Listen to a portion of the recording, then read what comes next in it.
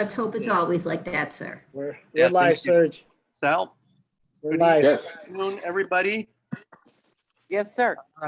Thank you for attending the regular board meeting of the Canadial Independent School District. We are now live. This is the regular board meeting of the Board of Trustees of the Canadial Independent School District.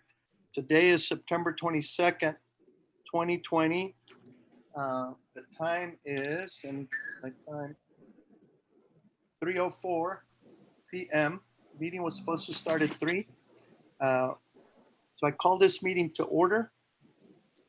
And before I begin, I want to advise everybody that on March 10th, Governor Greg Abbott granted a request by Attorney General Ken Paxton to temporarily suspend a limited number of open meetings laws to the extent necessary to allow telephonic or video conference meetings in response to the coronavirus COVID-19. In accordance with those suspended rules, we certify the following. Notice of this meeting has been posted online for at least 72 hours.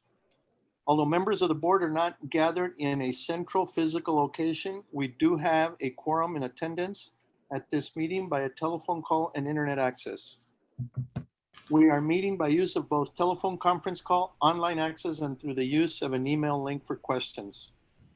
If a member of the public submitted written comments in advance, the board president or member of the administration will read the comments into the record before or during the board's consideration of that item.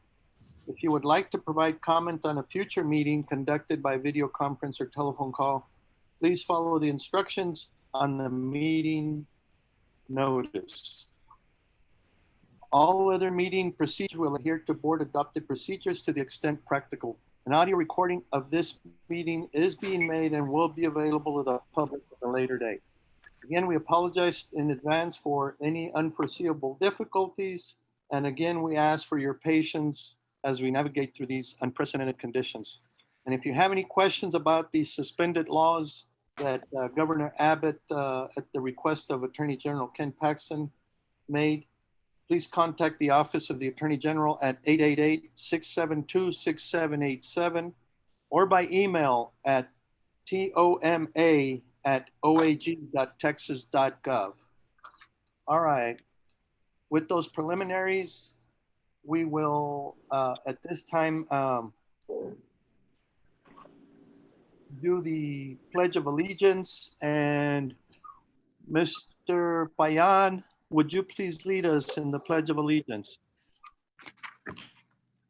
I pledge allegiance to the flag of the of the United United States of America America and to the republic for which it stands, one One nation, nation, under God, under God, indivisible, with liberty and and justice for justice all. for all. and now the allegiance to the flag.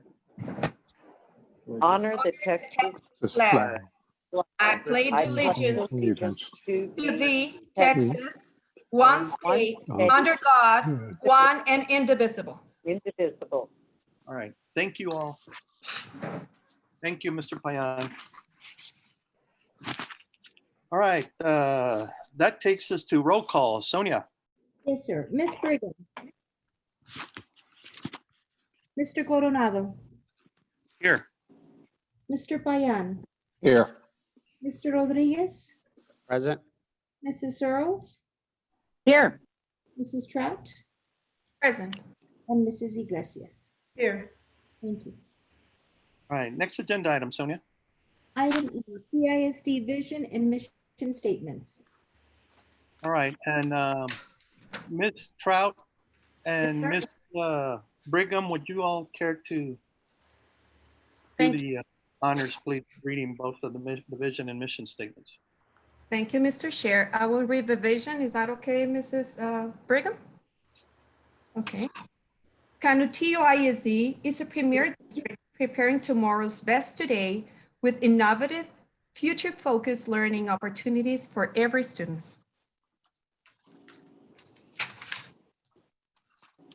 Okay, and I am going. The mission. You're on mute, Ms. Brigham. Ms. Brigham, we can't hear you. Ms. Brigham? There it is. Back on mute. We can't hear you, Ms. Brigham. Having a hard time. Okay, can you hear me now, sir? Now we can hear you. If you'll go ahead and do the mission statement now, please. Mission Thank you. statement, thank you. Our mission is to create rigorous student-centered classrooms which develop future-ready students to compete in a global economy and thrive in a multicultural world. Thank you. Thank you both. Thank you, All right. Mr. Chair. Thank you all. And now, before we entertain the agenda item under 2A, we've been requested if we could take up executive session to discuss the one item we have in executive session. So without a objection from the board, we will go into executive session at this time. Now we'll go with executive. Okay. Yes, now we can go to the executive. All right, Sonia, will you take us into executive session, please? Item 7, executive session. The time is 3:09. The meeting is to be closed under Texas Government Code Section 551.071, 551.072, and 551.074. A discussion regarding pending sale of real property adjacent to Garcia Elementary School and due diligence period of buyer. Thank you, board. All right. Okay. All right, Thank you, everybody, Sonia. let's log on to executive session and then we'll come back. What is the time, Sonia? 3:09. 3:09. All right, thank you, everybody.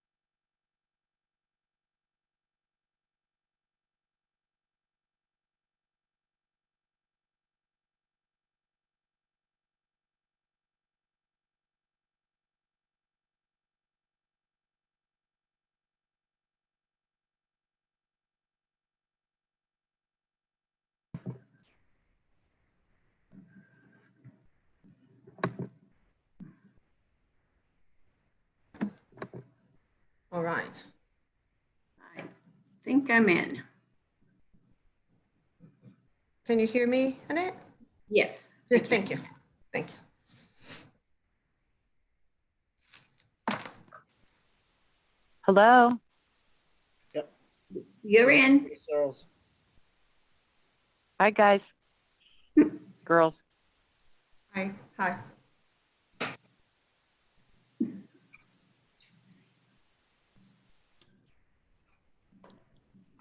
Now,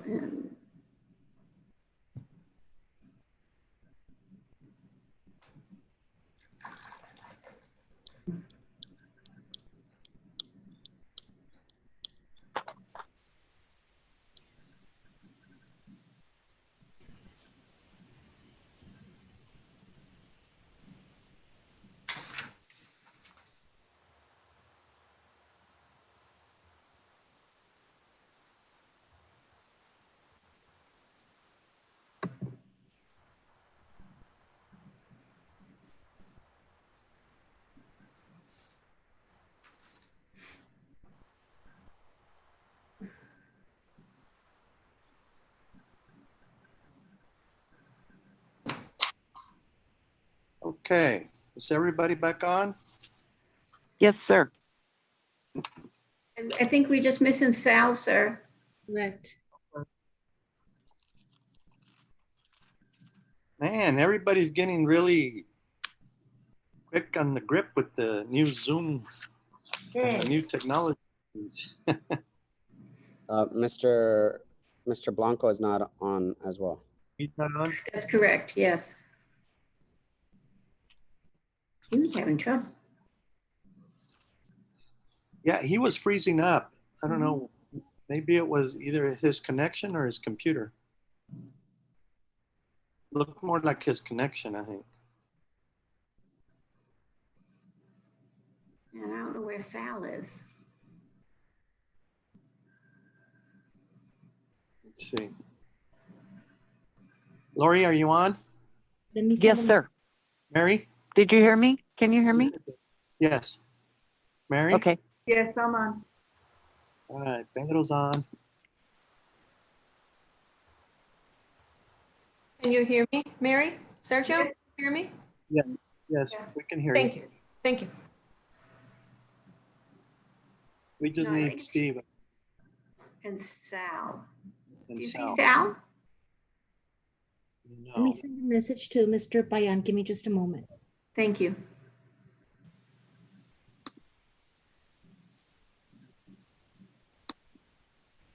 There's Sal. There he is. There he is. No. All right. Now we're just waiting for Steve. I'm just waiting for Steve now. Pedro, you want to call Steve? There he is. He's connecting, sir. Hello? There you are. It kicked me out of the closed session, then it wouldn't let me into this other one. Okay. All right.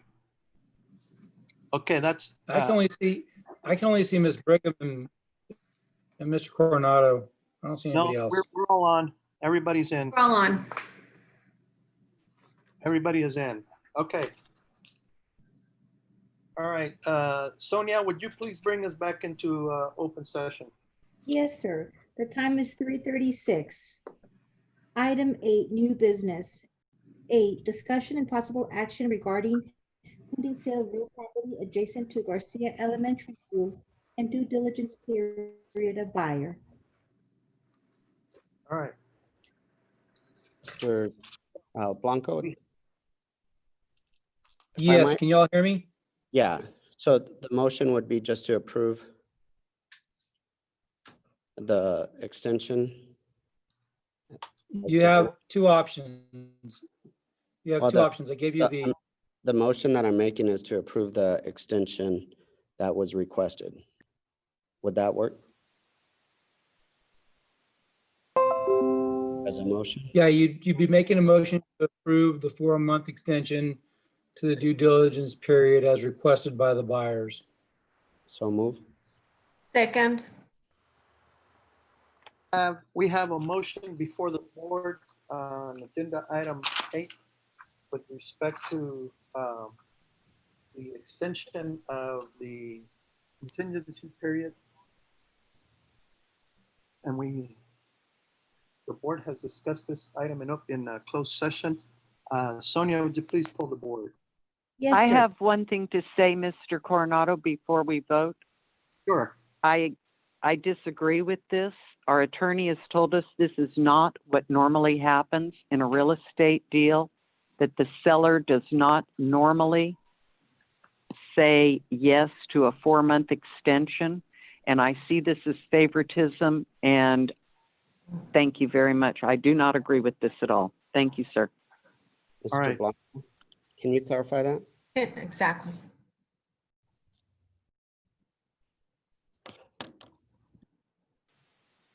Steve?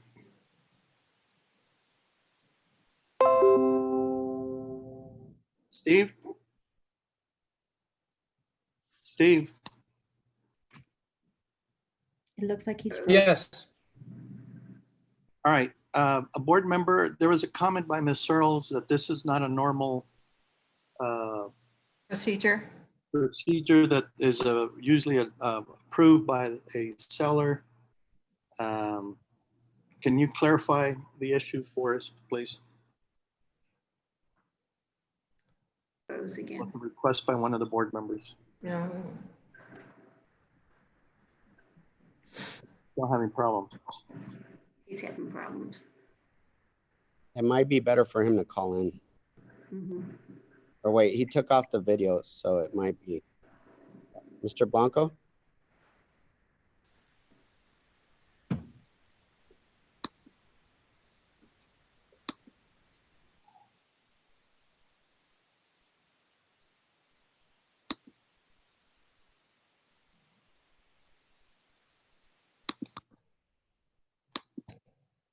Let's see if he logs back in a few.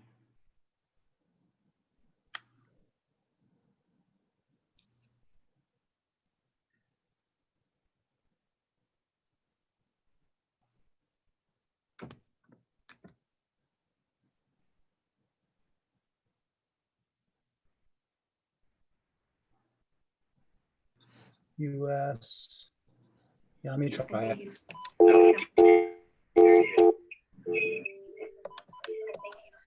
Steve? Now we can hear you. He gone again. It looks like he's calling in. Oh, okay, sir.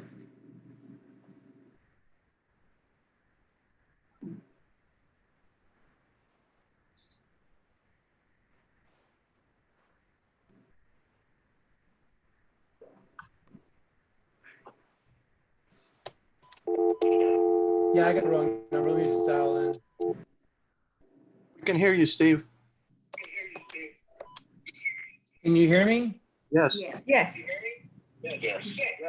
Okay, what was the question? There was a comment by Ms. Searles that this is not something that's ordinarily granted by a seller.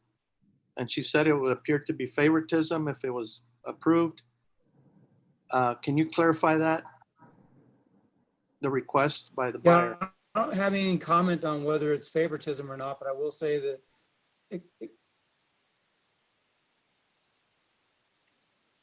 can you hear me? No. Rose up, start again. Let me try to call in on the dial-in number because I'm not, mine keeps going off.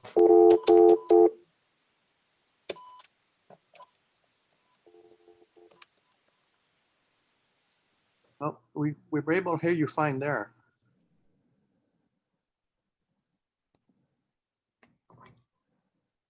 It keeps cutting out. I can't make a comment on the favoritism issue. I'm not aware of that, but I can say that it's not normal to extend a due diligence period for 4 months. Zoom. That is Enter unusual. your meeting ID followed by pound.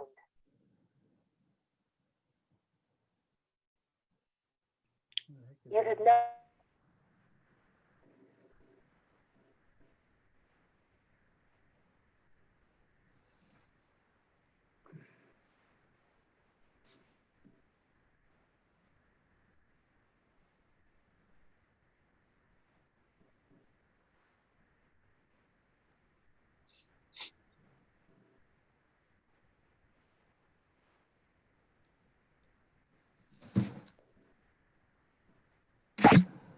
Hello?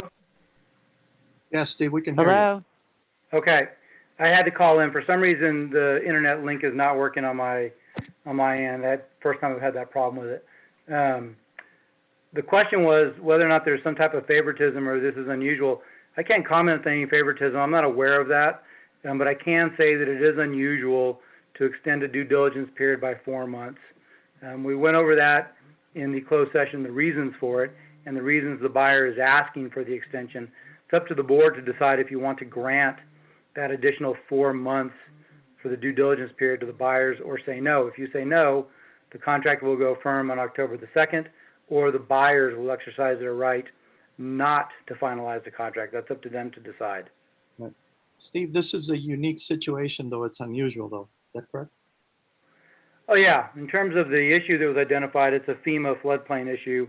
I don't think either side contemplated that coming up, so it is rather unique in that sense. It's also unique in the sense that they're asking for 4 additional months. Right. But any buyer is gonna ask for time period to look into this. Anybody who bids on it again and goes through the same issue. I would expect so. Sure. I think if the board decides not to grant the extension, the expectation is this set of buyers will not move forward with the contract. They'll exercise their right under the due diligence period. They'll cancel the contract. The district doesn't have the right to do that. Only the buyers do. If they cancel the contract, the district could rebid it, advertise for additional bids, and then these folks could bid on it if they wanted to. Other people could bid on it, but the issue regarding the floodplain in FEMA is still going to be an issue. Right. Well, okay, just to clarify that. All right. Okay. And then, I'd like my comment for the record, please. it's already on the record, Ms. Searles. Yes, ma'am. Thank you. All right. Okay. Nobody else has any comments? Sonia, pull the board. Yes, sir. Ms. Brigham, No. Mr. Coronado, Yes. Mr. Payan. I'm sorry, Mr. Payan, you're on mute, sir. No. Mr. Rodriguez, Yes. Mrs. Searles, No. Mrs. Trout. I would like to add a comment, if may I, Mr. Chair? The reason that I'm voting and extending this 4 months period of extension is because of the FEMA situation. So my vote is yes. All right. Thank you, Ms. Trout. I would like to have it in record as well. All right. It is. And Yeah, somebody kicked me off the line again. It just hung up on me and said goodbye. Don't kick me off. Okay, Missy, You're still on, Steve. Yes. Yeah, motion passes. All right. What did Miss Iglesias vote? I never heard her. I voted yes, Ms. Lori, Ms. Searles. Okay. Okay. All right, that takes us to the next agenda item, Sonia. Yes, sir. Item 2, public hearing regarding the 2020-2021 property tax rate. A, public hearing will be held regarding the 2020-2021 property tax rate. The public is invited to attend and provide public comment. Ms. Pekarsky and Ms. Foley. All right, Ms. Pekarsky, Ms. Pulley, welcome.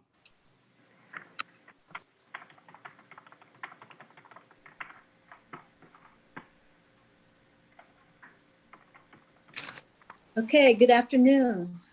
Good afternoon. Good afternoon. Afternoon. President Coronado, members of the board, Dr. Galaviz. Yes, we are here for our annual public hearing for our property tax rate adoption. Just as a reminder, the budget was adopted in June 23rd of 2020.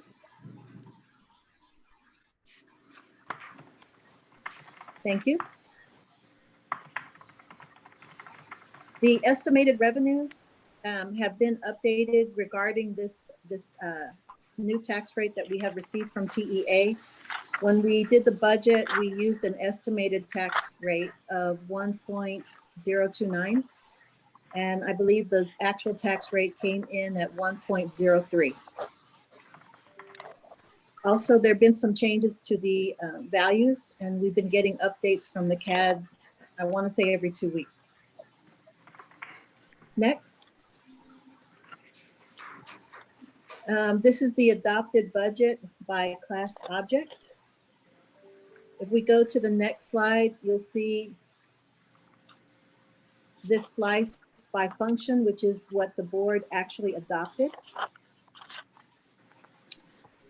The next slide shows our top 10 taxpayers. I don't think there's anything surprising here. So next slide shows our tax rate compared with last year. So as I stated, TEA calculated everyone's tax rate this year and sent us this 0.8918 as compared to the 0.93. This is just the continued compression that the state has promised.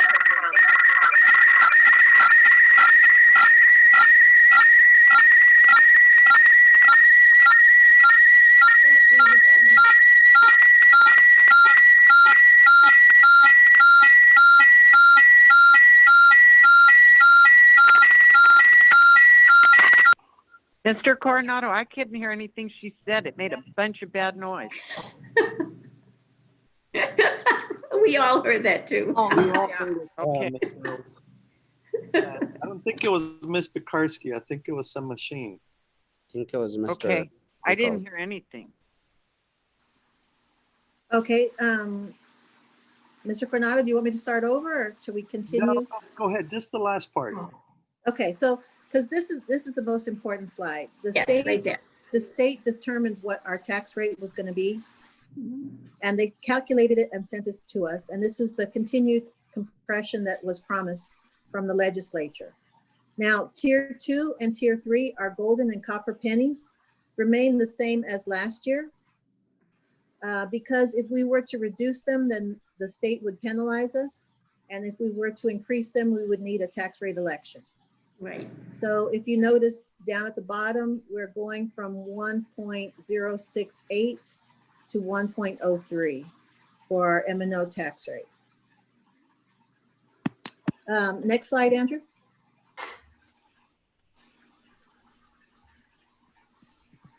Okay, so as for our debt service, the debt service has remained constant at 36 cents, and we continue to work with our tax advisor on reducing our outstanding debt. So any funds raised with this tax rate will go directly to our existing bonds. So we have the 1.0301 for the M&O, and then the 36 cents for debt service, which brings us to a voter approved tax rate of 1.3901. Right. Okay, so the next slide shows the effect on an average home. So the average homeowner had an increase in their appraised value. So their taxable value is up. However, their tax rate is down. So the tax levied would be approximately $10 less for an average homeowner. Yes. Okay, are there any questions? Any questions from I do have a question, Mr. Chair. Ms. Stroud? Ms. Pekarsky, this $10 less, of course, which is benefit our community. If this is based because the situation that we have because of the COVID-19 and the economical situation that's going on, or exactly what is this $10 less for? This is due to the tax rate compression, which was voted in by the legislature. The last time they met, they made a promise to continue to reduce the local property taxes. And as they reduce the local property, the state aid will increase.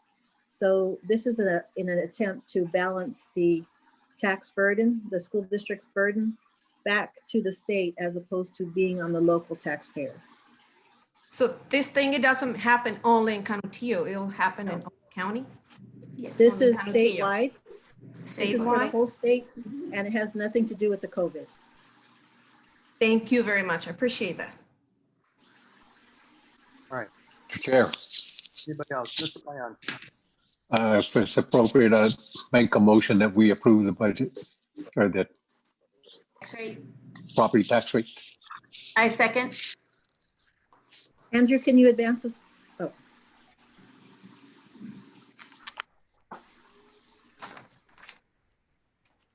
One Okay. more, one more. Before we do though, can you finish up, Mr. Karski, before we take a vote? Because we do need to ask for a public comment. Yes, thank you. Yes, that was the end of my presentation. Okay, all right. Now, Sonia, because this is a public hearing, do we have any emails from the public on this? Sir, I yield to the PIO and Dr. Galavis. I don't view the comments. Okay.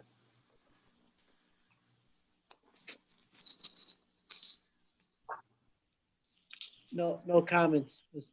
Board President. All right. So this was a public hearing regarding the property tax rate. And so we had the presentation in the hearing. We've asked for public comment, and administration has told us that there's no public comment. So now we can go on to proceed with the agenda item A1, which there was I believe, a motion from Mr. Payan. A second from Annette.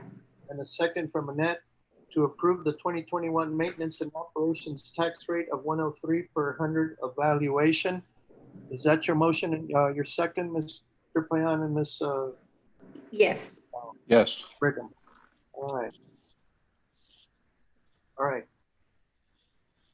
Any questions, further questions from the board? No. All right. If not, and just for the record, the maintenance and operations and the tax rate is approved by fund and function. And we will now take poll of the board. Ms. Yes. Ms. Yes, Sonia? Yes, sir. Ms. Brigham, Yes. Mr. Coronado, Yes. Mr. Payan, Yes. Mr. Rodriguez, Yes. Mrs. Searles, Yes. Mrs. Trout, Yes? and Mrs. Iglesias. Yes. Item 2, consider approval of the 2020-21 interest and sinking fund tax rate. I'm 0.36 Go ahead, Sonia. I'm sorry. 0.36 per $100 of valuation. Yes, I move to approve item number 2. All right. I second. All right. We have a motion and a second to approve the 2020-2021 interest and sinking fund tax rate at 0.36 per $100 of valuation. Any questions or comments from the board? Hearing none. Yes, sir. Ms. Brigham, Yes. Mr. Coronado, Yes. Mr. Payan, Yes. Mr. Rodriguez, Yes. Mrs. Searles, Yes. Mrs. Trout, Yes? and Mrs. Iglesias. Yes. Motion passes. Item 3, consider approval of resolution which officially levies the tax rate of $1.39.01 for the 2020-2021 school year. I move to approve. We approve this, consider the I officially move to levied approve. tax rate to 139 for the 2021 school year, sir. I second. All right. We have a motion and a second on agenda item A3, 2A3. Any comments or questions from the board? Hearing Can we none. Oh, Mr. Rodriguez.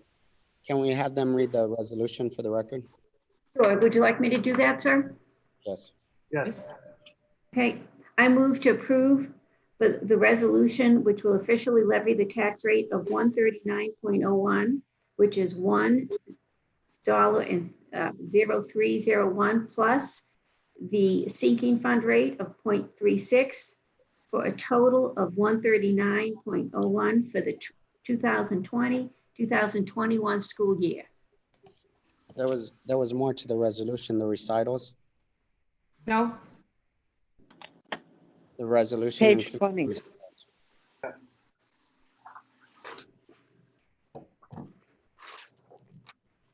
it's Oh, on I see page it. 20. Okay, so, Mr. Rodriguez, what I put there for it be resolved that the Board of Trustees of the Canadial Independent School District as follows.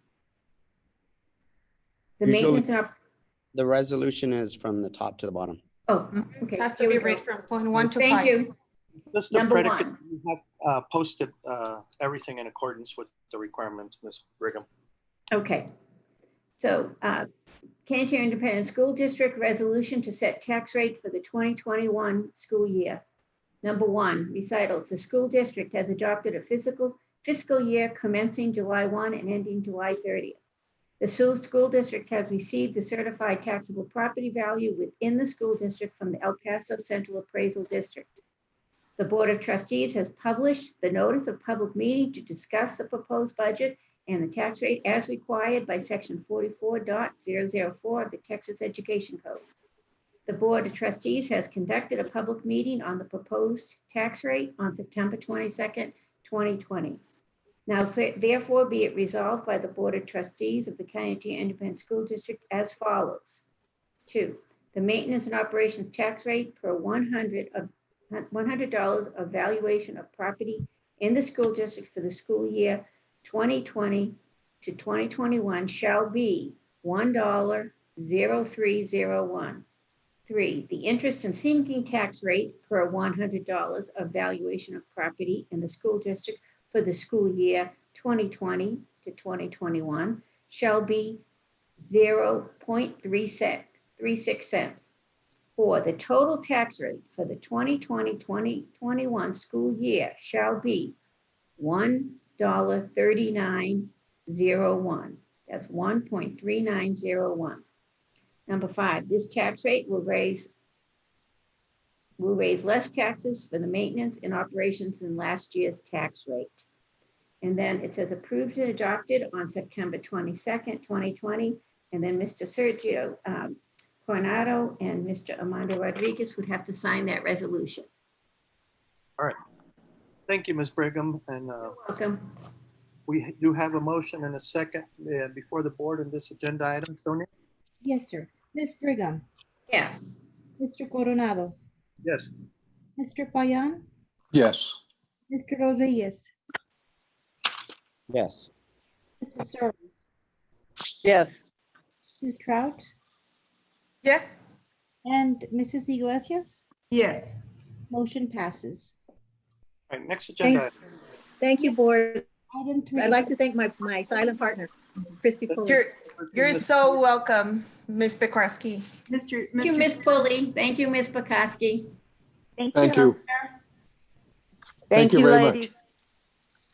Mr. Chair, Yes. I'm going to have to leave the meeting at this time. Okay. Thank you, Mary, very much. We Okay. appreciate you very, very much. We wish you well.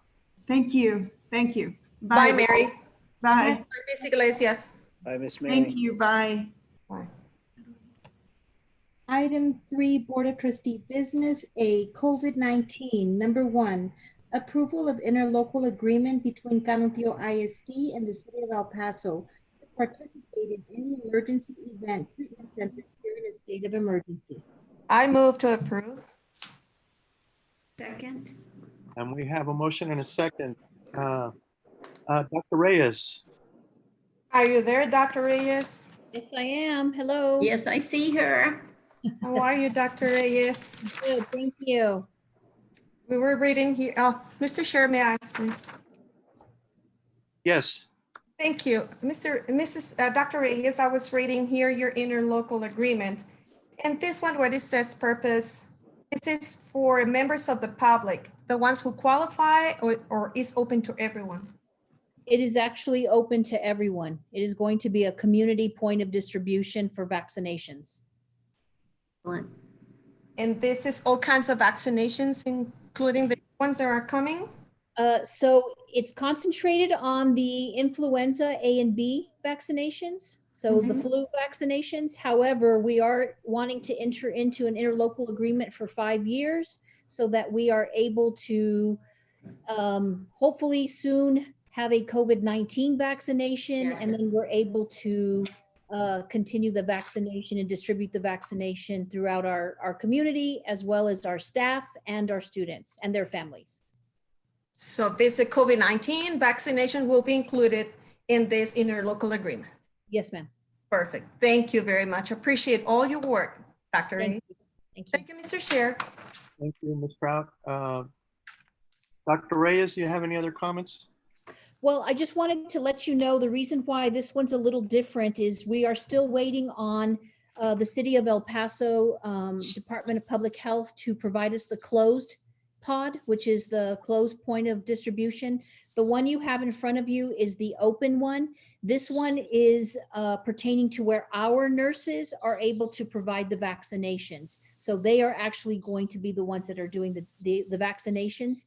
We are entering into an agreement from October to February, 3 days a month, to provide vaccinations to our staff's family, our students' family, and then to the community in close proximity. All school districts are looking at looking into this interlocal agreement and trying to approve it so that we're able to distribute through the districts.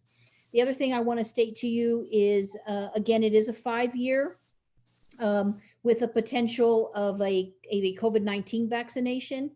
The closed pod is a little bit different. The only thing that is different is that the Department of Public Health personnel is the one that's actually distributing the vaccinations. They're still utilizing our facilities, our security, any personnel support that they need, but they're the ones that are doing the administration of the vaccination. So that's the only difference. However, we haven't received that one. That's still in their legal. So as soon as we get that one, we're able to enter into it. So I wanted to push this through, even though we didn't have the closed pod, because again, we want to start this vaccination in October. And so we couldn't wait till another board meeting. So that's the gist of it. All right, thank you. Sure. Anyone have any questions for Dr. Reyes? All right, hearing none, we do have a motion on this item. Sonia, poll the board. Yes, sir. Ms. Brigham, Yes. Mr. Coronado, Yes. Mr. Payan, Yes. Mr. Rodriguez, Yes. Mrs. Searles, Yes. Mrs. Trout. Yes. Motion passes. Thank you all. Thanks so much for your support. Thank you, Dr. You're Reyes. so welcome. Thanks for your work, Dr. Reyes. Thank you for your work, Monica. Thank you so much. Thank you, Monica. Alrighty, thank you. Item B, recognition of trustees that have completed Leadership Academy course of study and are lifetime members of the LTASB Alumni Association. All right, Mr. Rodriguez. Hi, good afternoon, Board President Coronado, members of the board, Dr. Galaviz. Over the years, 3 Canadial ISD trustees have earned the designation of Master Trustee upon completion of Leadership TASB, a year-long program sponsored by the Texas Association of School Boards. Master Trustee is the highest designation recognized by the Texas Association of School Boards. New and veteran school leaders attend the Institute annually and receive extensive training on every facet of effective board governance. Upon graduation, Leadership TASB participants join the ranks of more than 900 elite school board members statewide who are Leadership TASB alumni, equipped with the tools and knowledge to be effective education leaders. Trustee Armando Rodriguez was the first in Canadial ISD to earn the designation in 2012. Trustee Lori Searles earned her designation of Master Trustee in 2014. And Trustee Blanca Trout became the most recent graduate to join Leadership TASB alumni in 2019. Congratulations, and if the 3 board members would like to share a few words with the community about their experience.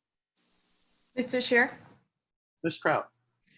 Yes, I would like to say a little bit about this very nice and demanding program. This Leadership TASB program give me the opportunity of learning about education, economy, governance, budget, technology, innovative programs, teamwork, diversity, and leadership. It is a very demanding program that requires passion, dedication, time, and effort. By the end of this program, it was very rewarding. It gave me lots of satisfactions. But the most important is, what did I learn? I really appreciate the opportunity to have met the requirements for Leadership TASB and earn the graduation designation of Master Trustee. Thank you, community. Thank you, TASB, the Texas Association of School Board, to our instructors and our speakers. Thanks to all the school districts who gave us the opportunity to visiting throughout the year and learn from them.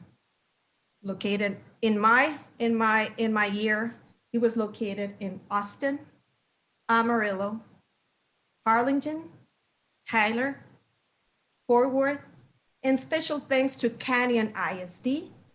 They allowed me to know and present that school district in one of its high schools as part of my final exam. So thank you very much to all of them. Sincerely, Blanca Trout. Thank you, Ms. Trout. Yes. Ms. Searles or Mr. Rodriguez? Ms. Searles, would you like to say anything? Go ahead. No, thank No, you. I'll let you go first. I really don't have anything to say. Thank you. All right, Mr. Rodriguez? No, I just believe I learned a lot from the Leadership TASB program, and I think it would be something to look at for the district here in Canantillo to start a program so we could have more people engaged in understanding the process of our district and how it works, as well as how the board works, so they could either hold us accountable or understand what our roles are. I do credit Leadership TASB when Canantillo went through the crisis, when some of the staff members, when they're manipulating the data in regards to the investigation we had in Canantillo, and I do credit Leadership TASB for helping me address those issues when I was board president. All right, thank you, Mr. Rodriguez. Congratulations to all three of you. And I'm in the future. I just want to show the certificates. I guess, Mando, you have the same one, and Mrs. Searles, I'm pretty sure. And thank you very much, because this is almost a whole year demanding program, but we learn a lot of innovative programs that we could, implement here in the school district. All right. Congratulations to every one of you. Thank you. Thank you, sir. And I'm hoping that TASB and the future decides to Paso region to some of those trainings. Thank you, guys, and congratulations again. Thank you, Liza. Thank you, everyone. Thank you, Liza. Thank you. Congratulations. Thank you. All right, anybody else? Okay, hearing none. Again, congratulations to all three of you. Sonia, next agenda item. Yes, sir. Item C, TASB Legislative Advisory Council updates. Okay.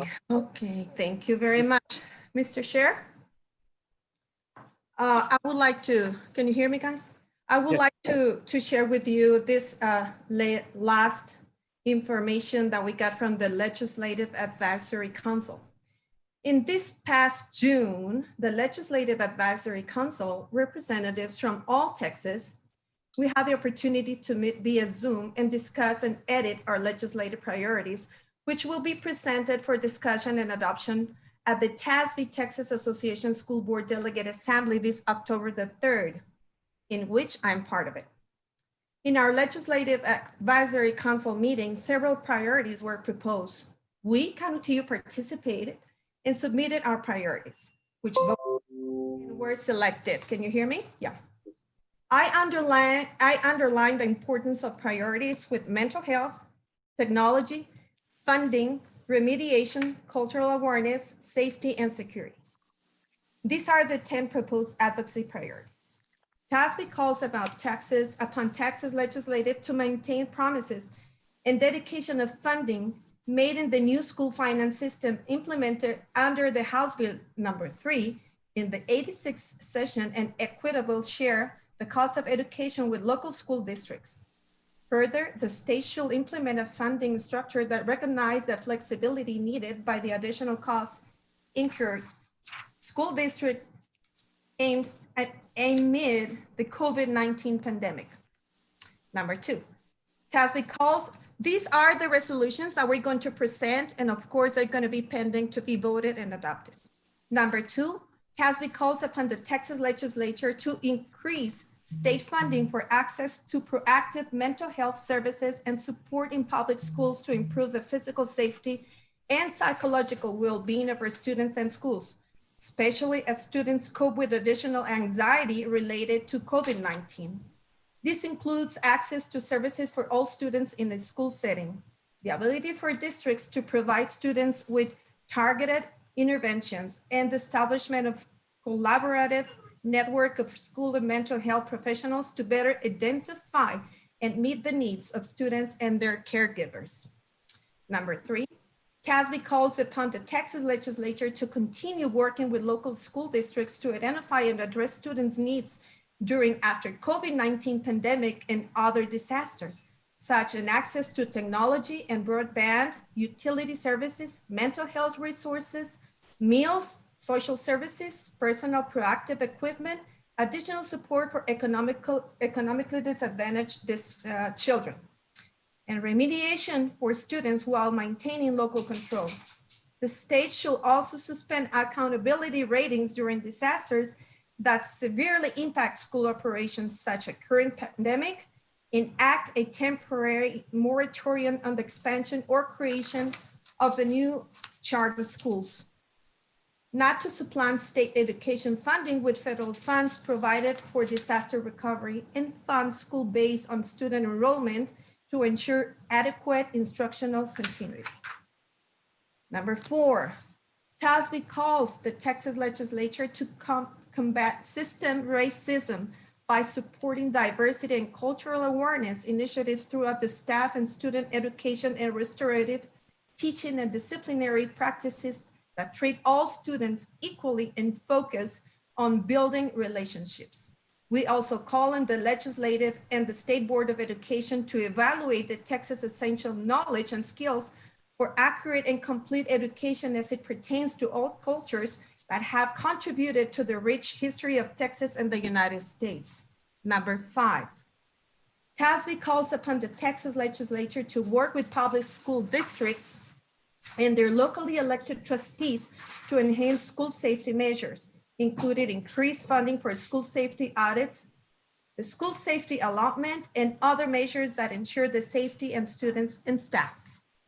Number 6, TASB calls upon the Texas legislature to recognize the right of the public school boards to associate and collaborate with each other and to communicate the needs of their students and schools, both directly and through other representative organizations with lawmakers. Number 7, TASB calls upon the Texas legislature to prohibit the expansion of charter schools to reduce the impact charter schools have on the state budget and local public schools, and to increase the transparency of charter schools and their operation, especially with regard to enrollment and expulsion practices, business operations, and expenditures. The state should require charters to have publicly elected board members who are accountable to the communities that they serve. 3 more, which is number 8. TASB calls upon the Texas legislature to prevent any transfer of public education funds throughout the use of vouchers, saving accounts, or tax credits to private entities, included unfettered expansion of virtual instruction by corporations. Number 9, TASB calls upon the Texas legislature to support adapted and creative local solutions for recruiting and retaining high quality, diverse educators in our independent school districts and to help elevate the teaching profession by incentivizing students to enter the teaching profession, shoring up teachers' health benefits and retirements, and supporting local measures to develop and assess educators. Number 10, the last one. TASB calls the Texas legislature to continue to reduce state assessments by eliminating those not required by federal law, removing the high stakes aspect for the system, reducing test time, and prohibit standardized tests from serving as a primary indicator of school and student performance. TASB advocates for additional support for non-high stakes diagnostic assessment alternatives such as writing portfolios and adaptive exams. So, Mr. Chair, this concludes our 10 legislative priorities that will be voted on October the 3rd in our session. I also would like to share with the board and the community, since I'm part of this Legislative Advisory Council, we have the opportunity to participate in here about what is Texas Association of School Board, TEA, and School Board Associations. I would like to read this one because for my opinion, this is very important that the community should know, and as well that I would like to share with the board, if may I? Mr. Chair. Yes, Ms. Kraft, go ahead. Thank you. Early this month, a virtual meeting was held with the State Board of Education and TA, and important items were adopted that I would like to share with the board and our community. By the community of the full board, proposed new 19 TAZ Texas Administrative Code Chapter 61 School District Subchapter B Special Purpose School District Section 61-101. The proposed new rule will identify provisions of the Texas Education Code that are not applicable to the special purpose school districts operated by the Texas Tech University and UT Austin. Statutory authority for this action is the Texas Education Code Section 11.351. The motion was adopted. Approval of the Proclamation 2022 for health education instructional materials and teachers, additional physical education instructional materials. Questions from the publishers were added, and the resolution question and answers for Proclamation 2022 was presented for approval to the State Board of Education. The statutory authority for this action is the Texas Education Code 31.022, and the motion was adopted. From the Committee of Instruction, proposed amendments to the 19 Texas Administrative Code Chapter 74 Curriculum Requirements, Subchapter Required Curriculum Section 74.1 from the Texas Essential Knowledge and Skills and Section 74.3, description of the required secondary curriculum. The proposed amendments will update the rules to align with the recent legislation with the changes of technology applications and career and technical education's CTE. Texas Essential Knowledge and Skills statutory authority for this action is the Texas Education Code, Section 7.102 C4 and Section 28.002A, as amended by the Senate Bill 11 and House Bill 18 from the 86th Texas Legislature 2019. This motion was adopted. Proposed now 19 TAC Chapter 120 Other Essential Knowledge and Skills, subchapter Character Trails. That proposed new chapter will add new Texas Essential Knowledge and Skills for positive character traits for kindergarten to grade 12 in accordance with the House Bill 1026 from the 86th Texas Legislature 2019. The statutory authority for this action is the Texas Education Code subsection 7.102 C4, 28.002 A and Z, and 29.906 as amended by House Bill 1026 from the 86th Texas Legislature 2019. And this motion was adopted. and will be effective on August 2021. This is very important. And I would like to underline in this one because it gives us all the basics for the knowledge and skills. So the community, as board members, the persons that are interested in this, they could go and search for the codes that I just already provided. So they will see what's going to happen and what's going to come in the 2021 school year. And this motion was adopted. Report from the Commissioner of Education regarding the updates TEKS from the Texas Essential Knowledge and Skills. Alignment for adopting instructional materials. The board adopted revisions to the 19 Texas Administrative Code, Chapter 66, to provide an opportunity for publishers to submit and update content to the new correlation to the content update the products officials to the Texas Essential Knowledge and Skills, or Texas. For the pre-kindergarten guidelines, these products were submitted and reviewed for the summer in this summer 2020. This item presents the final report from the Commissioner of Education regarding the update coverage of the Texas Essential Knowledge and Skills, alleged actual errors. Statutory authority for this action is the Texas Education Code 31.023 and 31.024. This motion was adopted.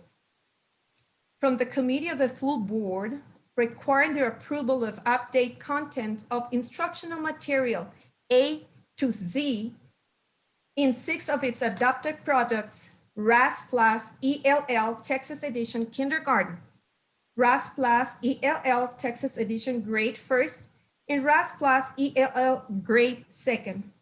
The updated content had been reviewed by the curriculum subject area specialists and determined to address the pertinent student expectations in a manner equal to the content initially reviewed and approved by the state review panel. Statutory authority for this action in this Texas Education Code is section 31.003 and 31.002. This motion was adopted. From the Committee of Instruction, a proposed amendment to the 19 TAC, Teach, Advise, and Counsel, Chapter 66, State Adoption and Distribution of Instructional Materials. Subchapter A, General Provision, Section 66.15, Administrative Penalty. The proposed amendment will address penalties to failure to comply with the state law and rule governing review and adoption of instructional materials. The statutory authority for this action in Texas Education Code, subsection 31.002, 31.003, 31.023, and 31.151B. This motion was adopted. From the Committee of School Initiatives, the State Board of Education created an ad hoc committee on trustee team building training. The State Board of Education chair appointed an ad hoc committee on trustee team building training to review the School Board of Education's framework for the school board development. The current requirements for the team building training for local board of trustees and the prescribed qualification trainers that provide the team building training. Also, was the approval by the State Board of Education, the adoption of the document named the Framework for School Development, as amended by the Committee of the School Initiatives. The recommendation was discussed and proposed amendments to the 19 TAC, Chapter 61, School Districts, Subchapter 8, Board of Trustees Relationships, Section 61.1, Continuing Education for School Board Members. Statutory authority for this action is the Texas Education Code, Section 11.159. This motion was adopted. This will be for November final adoption. And thank you, Mr. Chair. And that is the conclusion of my report. Mr. Chair. Questions or comments from the board? Just a question, or maybe we could research later. Just the lack is our grassroots effort for TASB to actually set our legislative priorities. And so I want to thank those. I know there were several in the region, especially some on our board. I hope they participated because that's what they were nominated to do so. And thank you, Ms. Trout, and I believe there was others, but I hope they participated. What I do, I did email our board secretary, Ms. Gomez, and the board had approved for the delegate assembly, we had approved a delegate and an alternate, and I believe, I hope both of them are participating, but I believe one wasn't going to participate in the delegate assembly. So that's what the board nominated. You all accepted that, and you all should be participating in that. Ms. Gomez, can you please let us know who those two are? Yes, we have Mrs. Trout and Miss Brigham, and they have both registered as of yesterday. Okay. When was the last time the last person registered? I believe I might have received an email on Friday, but I'm not 100% sure, Mr. Rodriguez. I can go Okay. through emails and research No, that. okay. I just wanted to make sure that we have our members there participating us at the delegate assembly. Definitely, I'm going to participate, Mr. Rodriguez. That's why we were voted on. I've been working so hard in order to bring the voice of the Canutillo board members in our priorities, and believe me that you will be very well represented. All right. You're on mute, Miss Annette.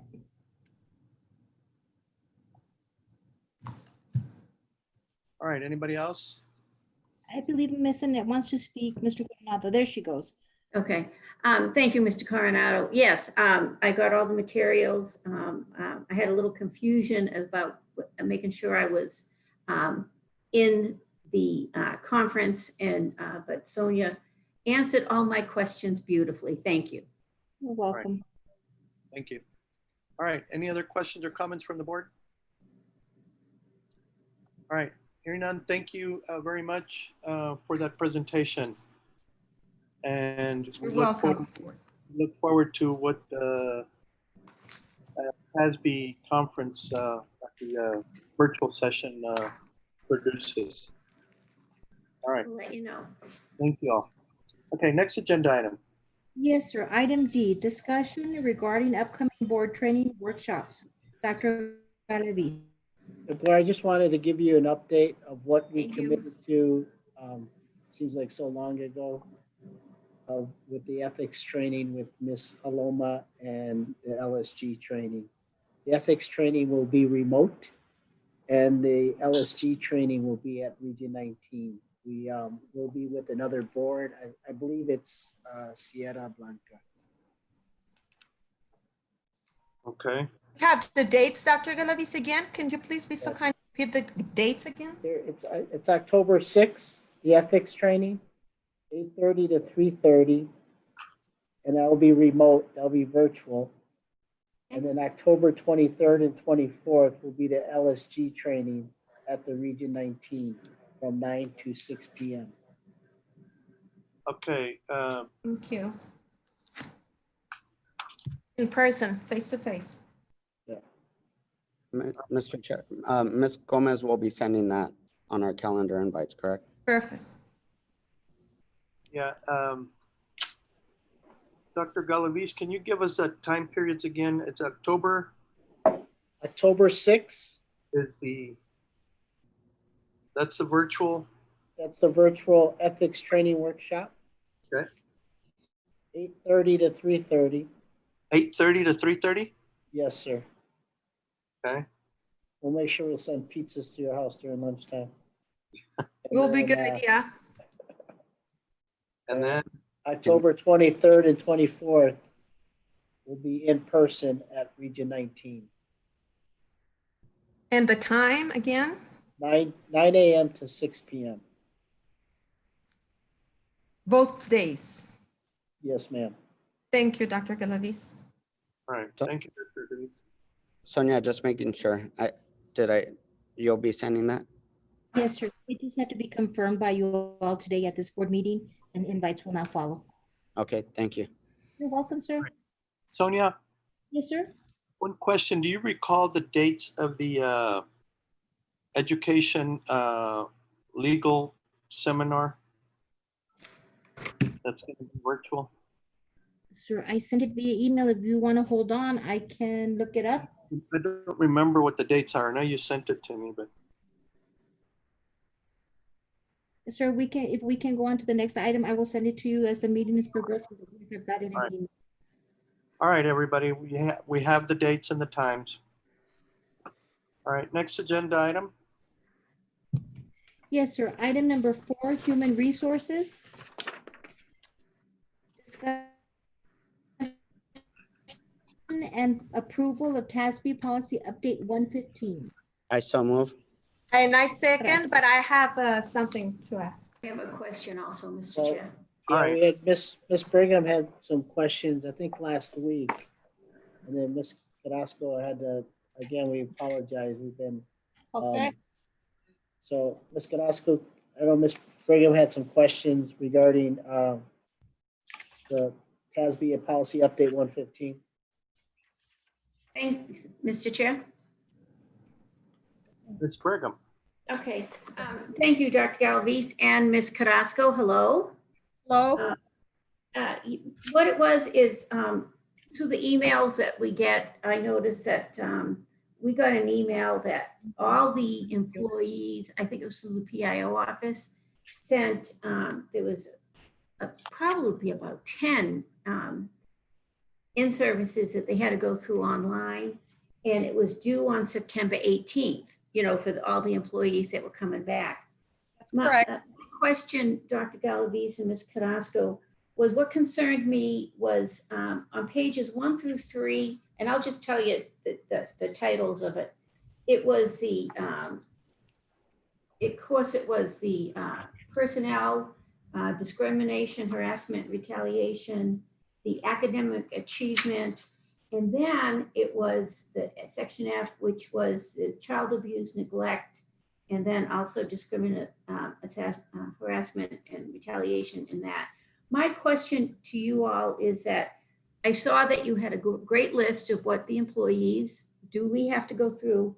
And my question to you, Ms. Carrasco, was do they have to redo this training, or did that Safe Schools training incorporate into this? They don't have to redo the training.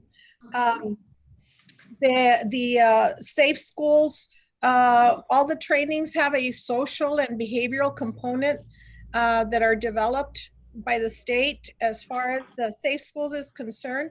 Our employee handbook, of course, also covers child abuse and reporting, employee welfare, sexual harassment, student welfare. All of that is included as part of the Safe Schools training. So it's all incorporated in that initial training that is given to employees. And usually we give them, because there are 13 sections, we started from the first day of school, and it ran, and this year it ran all the way to September 18th.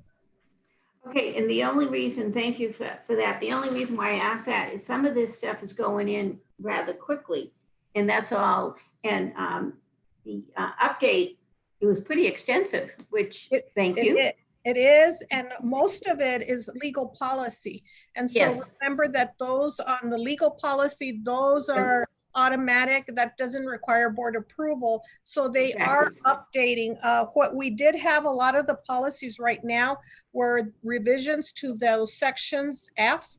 And then also there was some updates to the Title IX regulations.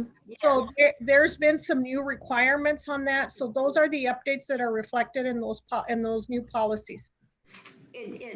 Thank you so much for that. And so do they don't have to go through any more training though? You just would roll those trainings into Safe Schools the next year, Pam? Oh my God. Yes, and then what happens once this goes through the the final reading, TASB immediately updates it online on policy online for us. So all the updates will be there. Normally we do send out a message to our principals, of the updates so that they can, look at the information. I know that, by your next reading, some of these policies, we're going to take a closer look, like the DED policy.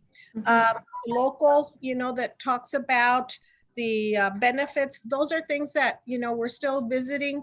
We're going to be visiting with finance on that. But right now, this is the information that's being provided by TASB on this update. And my last question is thank you for all that information. On page 56 of FFG, Dr. Galavis, the only thing that I thought was probably imperative was making a report for child abuse and under FFG. So that's the only thing that I was looking at, because I do know sometimes people think, and it was in blue, so it was all added. So that's all I had. So thank you so much, both of you. It was a very extensive update, but I think with the clarification, they cleaned up a lot of policies, and like Ms. Carrasco said, a lot of it was legal, and we don't have anything to do with that except, of course, abide by it. So those were my questions, Mr. Chair, and Dr. Galavis and Ms. Carrasco. So thank you very much. Thank you, Ms. Brigham. Thank you, Ms. Brigham. Mr. Chair, I've got I do have a question too. All right, Ms. Searles. Yes, Ms. Carrasco, I'm looking on page 38, DED local, and I know you said we were going to come back and revisit these. If you look at number 1, maybe I'm answering it myself. Treatment of vacation days upon separation from, and then it drops off. Do we drop that down to? And on that policy, that DED, TASB has asked the district to look at it very careful and to consult with them. And so we're in the process of doing that. The reason I wanted to bring this update in this board meeting was that so that we could get through that first reading, that you all become familiar with it. And of course, we are taking a closer look at that policy along with finance on that. Thank you. But do you see where I'm saying we've got the blue writing that says treatment of vacation, days is in black writing, upon separation, from is in blue, and then there's nothing else. Yes, because as a district, we need to look at what our local practices are. And of course, some of those have changed since the last time we visited that policy. So that's why it's going to be a coordinated effort between our payroll department and HR. Thank you. I have one other question. Policy. Yes, ma'am. And this is FEB local, and it's for Dr. Galavis. Our attendance accounting system. The superintendent shall be responsible for designating the official attendance taking time during the campus's instructional day. Dr. Galavis, what time will that be? We picked 10 o'clock to keep it normal. Okay. I like that, keeping it normal. Thank you, sir. Yeah. So that's going to be what it will be then? Yes, ma'am. Okay, thanks a ton. Those were my only questions, Mr. Chair. Thank you. Mr. Chair, I do have a question. Hello. Martha, can you hear me? Yes, ma'am. Okay, thank you. Going to page number 55 is FFG local. And the scripture that it says the following individuals have an additional legal obligation to submit a written and oral report within 48 hours of learning of the facts given raised of the suspicion of abuse or neglect. And number 1 says any district employee. My question is, are we considering district employee? Because I would like to add trustee, the word trustee as well. So according to the training that I took from TASB, it says we as a trustees, we do have this period of time to make the report if we suspect a neglect or abuse if we see in a school district. So I would like to see and ask to the board if the trustee word could be added to this paragraph, number 1. Oh, Steve, correct me if I'm wrong. but these policies are directed for employees of the district. Yeah, that's correct. I don't think, I mean, there is a legal obligation in the statutes to Ms. Trout's point, but these are policies that govern the workplace and the conduct of employees. Trustees are not considered employees. So we don't need to report nothing. No, I didn't say that. If you- Legal, that- yeah, legally, you have a separate statutory obligation, but these policies don't govern. the Applies relation- only for the employees. Yes. Correct. So maybe we could put it in our board operating procedures.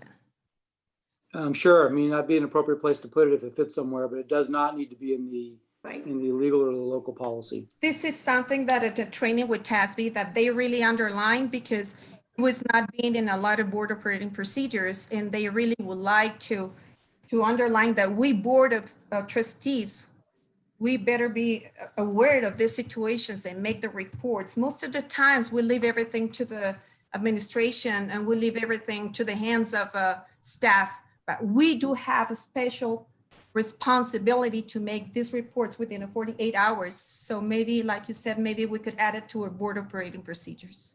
Okay. Thank you. Appreciate that. All right, thank you, Ms. Trout. Thank you, ma'am. All right, anybody else?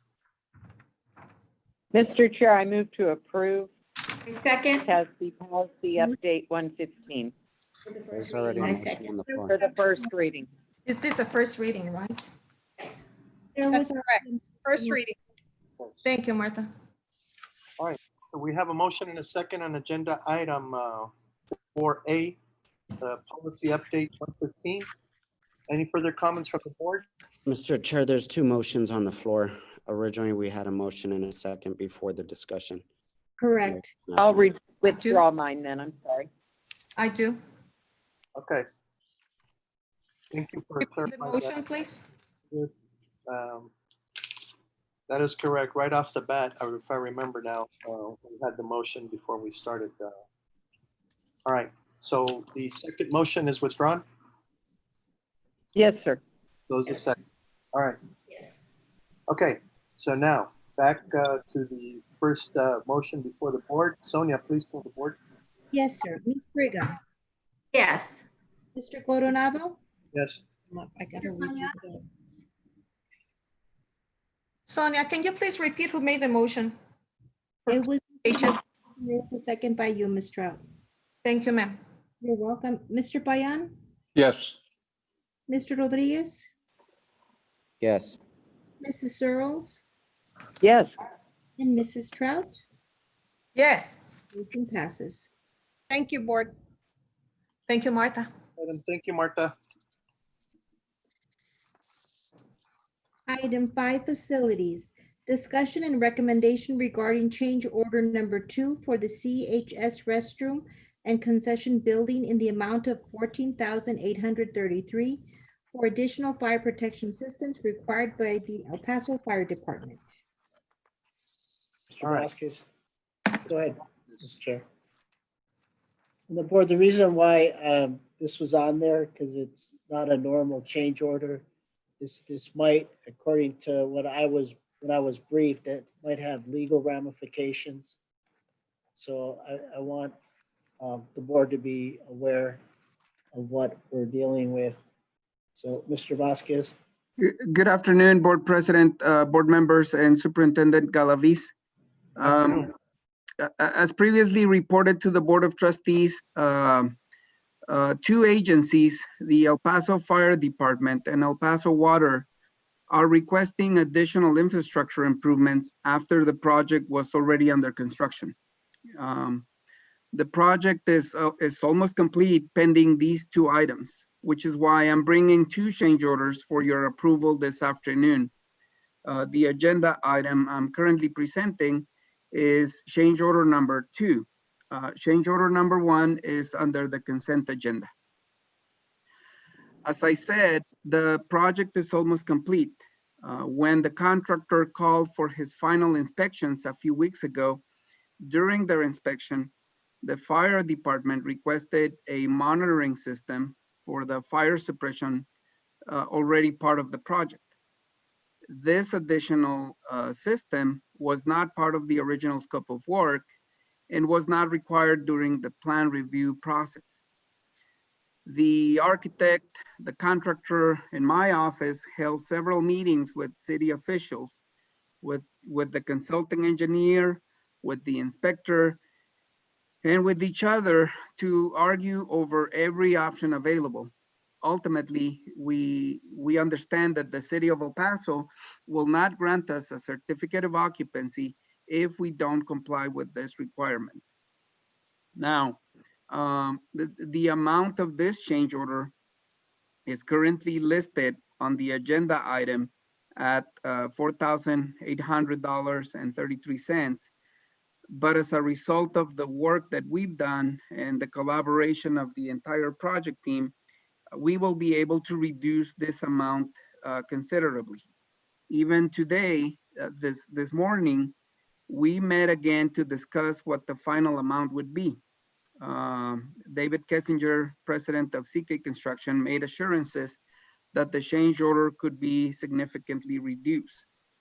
Therefore, we didn't want to miss the opportunity to present this item to the board this month and not have to wait until the end of October. So therefore, the administration's recommendation to approve this change order stands, but the motion should reflect that the amount approved shall not exceed $14,833. And we know that we anticipate that this amount is going to be significantly less after all the work that we've been doing on this item. Okay. All right. Mr. Chair, I move to approve the change order number 2, not to exceed $14,843. Second. All right. Thank you, Ms. Searles and Mr. Rodriguez. Bruno, I have a question. Yes, sir.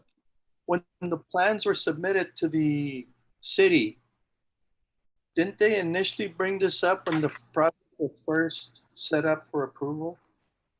No, we did submit the plans for all the regulatory approval, but this is something that happens frequently in every construction project, because the agencies checking for compliance have a system of checks and balances by which a plan reviewer who is sitting in an office plus an inspector who actually walks the site in person, they work in tandem to make sure the buildings are up to code. And so this is one of those situations. We try to anticipate as much as possible, but this is the result of the final inspection by the fire department. Okay, and was the and I imagine this is also because it's some of these are there some appliances that are gas? Is that it? Well, I'm not exactly sure. Not being the designer of record, I can't speak to exactly what is it in the code that is requiring this process. From some of the conversations that I've been in, it has to do with the need to notify when an emergency is happening. And so some of the discussions that we had with the fire department is, hey, by the use and the occupancy of the building, if there's an emergency, I'm telling you, a crowd of people will know because it will be used during a game. But alas, the code has a different language, and it's language by which we have to abide. The system is definitely not perfect, but it's ultimately appreciated by people like me because it provides our students with the safest possible infrastructure. We're certainly not trying to cut any corners, particularly given that the district has the policy to comply with code requirements. All right. Okay. All right. Thank you, Bruno. Thank you. Thank you, Bruno. Thank you. Okay. Anybody have any questions? All right. Hearing none, we have a motion before the board. Sonia.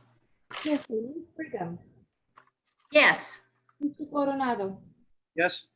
Mr. Payan, Yes. Mr. Rodriguez, Yes. Mrs. Searles, Yes. and Mrs. Trout. Yes. Motion passes. All right. Thank Next you, board. Item, Welcome, Bruno. item 6, consent agenda. I will Administration recommends approval as presented. move to approve the consent agenda. All right. Mr. Chair, I'll second it. Board President, Mr. Coronado. Dr. Galavis. The administration would like to pull the optional flex school day, because apparently it has to be presented to the board, not put in consent, according to Dr. Reyes. And then, Ms. Searles, you had a series of questions. We sent you those responses. Yes, sir. The Yeah, no, only one that I'd like to pull is B1. And, Mr. Chair? Hold on, Ms. Brigham. Sure, sir. Ms. Searles, you want to pull agenda item B1? Yes, sir. All right. And did you contact administration about this item? Yes. Yes, I did. But if you'll recall in our past board operating procedures, we don't need to do that. We No. just approved them at the last meeting, and that's not required anymore. But yes, I did. Under the Lone Star governance, we did approve that as part of the training. Okay. But if she requested, so that's one item pulled. Was there supposed to, and the administration's item is the next one? B1 and B3. You want B3, Dr. Galavis? Yes. Yes. Okay. All right.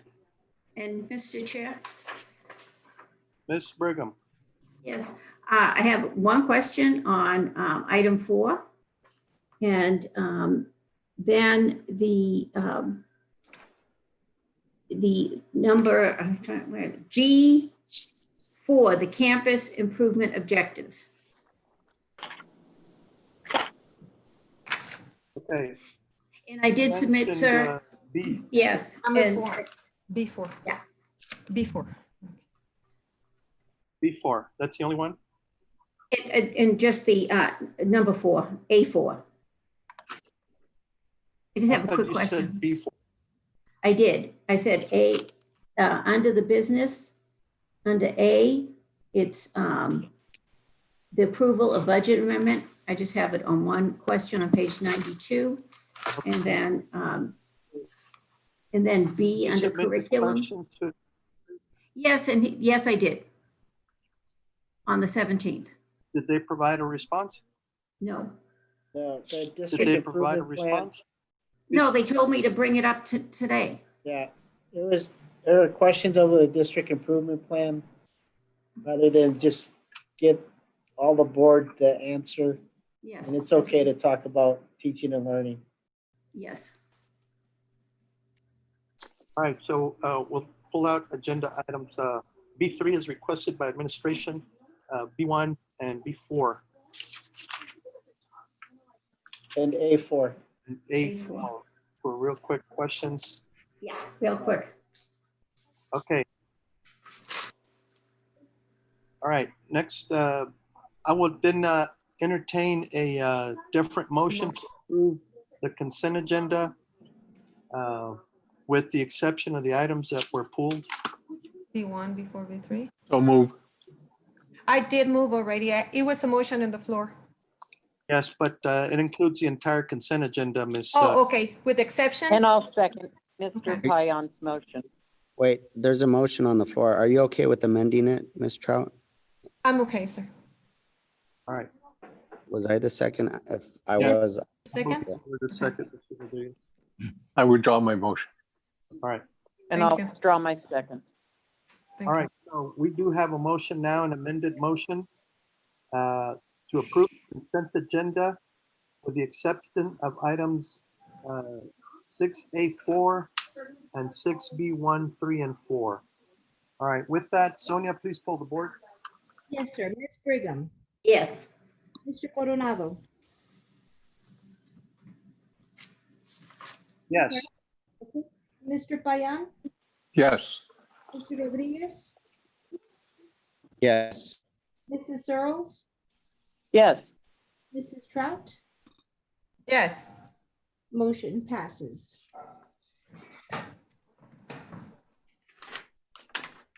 Item 6A4, approval of budget amendments. All right, Mr. Chair. Miss, real quick. Page 92 of BJE 339-359.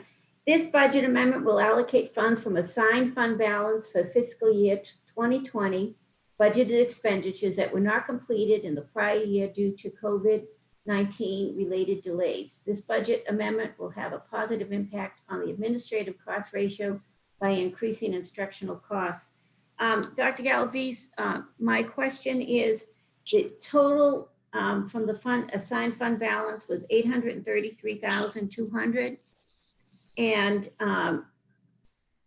all those things that they put in for the account numbers, none of them are instructional. I'll defer to finance because Oh, sure. Ms. Pekarsky.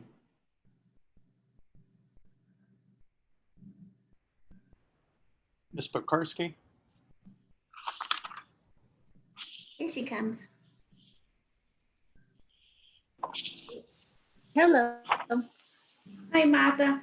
On page 92, it has the assigned fund balance of 833,200. And you said that it will have a positive impact on the administrative cost ratio by increasing instructional costs.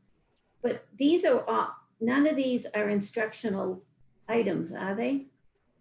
Yes, the first one for 58,000 is the Waterford grant.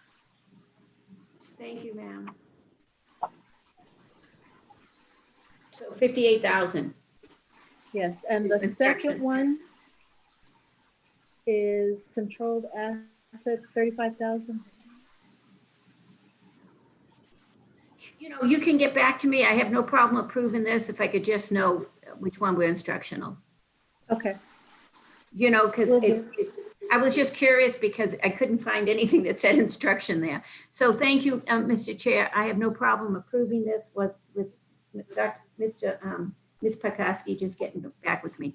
All right, and one of the Yes. last items on there is the technology. It's a technology item. It's probably the bulk of it, $325,000.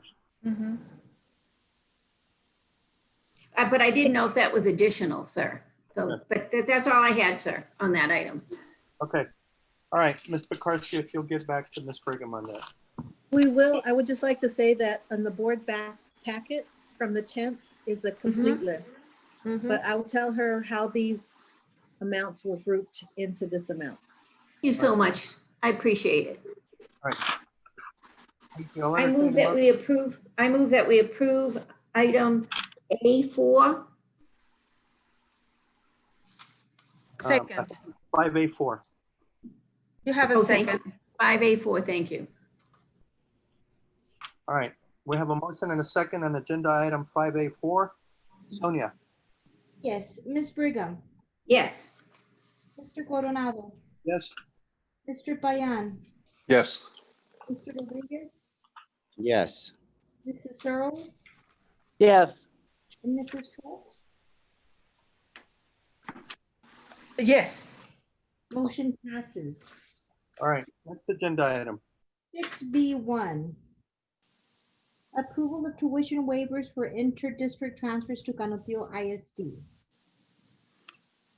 So I've asked that this be pulled, that I could ask some questions. And I'm not sure who wants to answer these, Dr. Galavis, but we have got transfers from out of district to our Northwest Early College High School of 67 students. How many total students do we have at the Early College High School? That answer, Ms. Dr. Galavis. Yeah. 343. Oh, thank you. Yeah, sure. 343. And with that said, I'm reading 397. in our 297? 397. 397, okay. And so 67 of those are out of district. So I'm reading in FD local, and all I'd like to know is, are we doing this? Minor living apart. I'll read the policy. A minor student residing in the district whose parent, guardian, or other person having lawful control under a court order who does not reside in the district shall present a power of attorney or an authorized agreement as provided in Chapter 34 of the Family Code, assigning responsibility for the student in all school-related matters to an adult resident of the district. And as we read on down, non-resident student and grandparents after school care. The parent and grandparent of a non-resident student requesting admission shall provide to the superintendent the required information on the grandparent's residency and complete a form provided by the district describing the extent of after-school care being provided by the grandparent. So I'm wondering on our transfer students, not just Northwest, but we've got a total of 381 to our other schools. Are we doing this? Are we Ms. Rocha? complying with our local policy, sir? Oh, I guess, Ms. Rocha, are you there? Yes, I am, sir. Yes, sir. Yeah. Go ahead, Ms. Rocha, because First of all, hi, Ms. Rose. I'm sorry we weren't able to connect yesterday. Hi, Ms. Rocha. Yes, we require all that through the registration process, all of our things on the transfer. So if a student, we sometimes do a third-party affidavit or they provide that information to us. And so that part, and we also do it based on space. If we have space for a student from out of district, they go through, they fill out the transfer request form.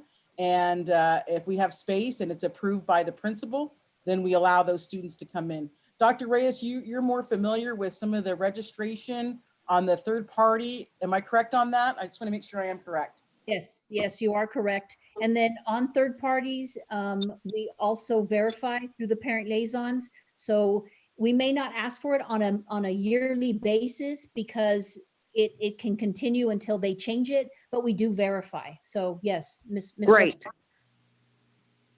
Okay. And my next question, Ms. Rocha, is, are we providing at no cost these out-of-district 67 students all their books, tuition, and everything to these 67 students?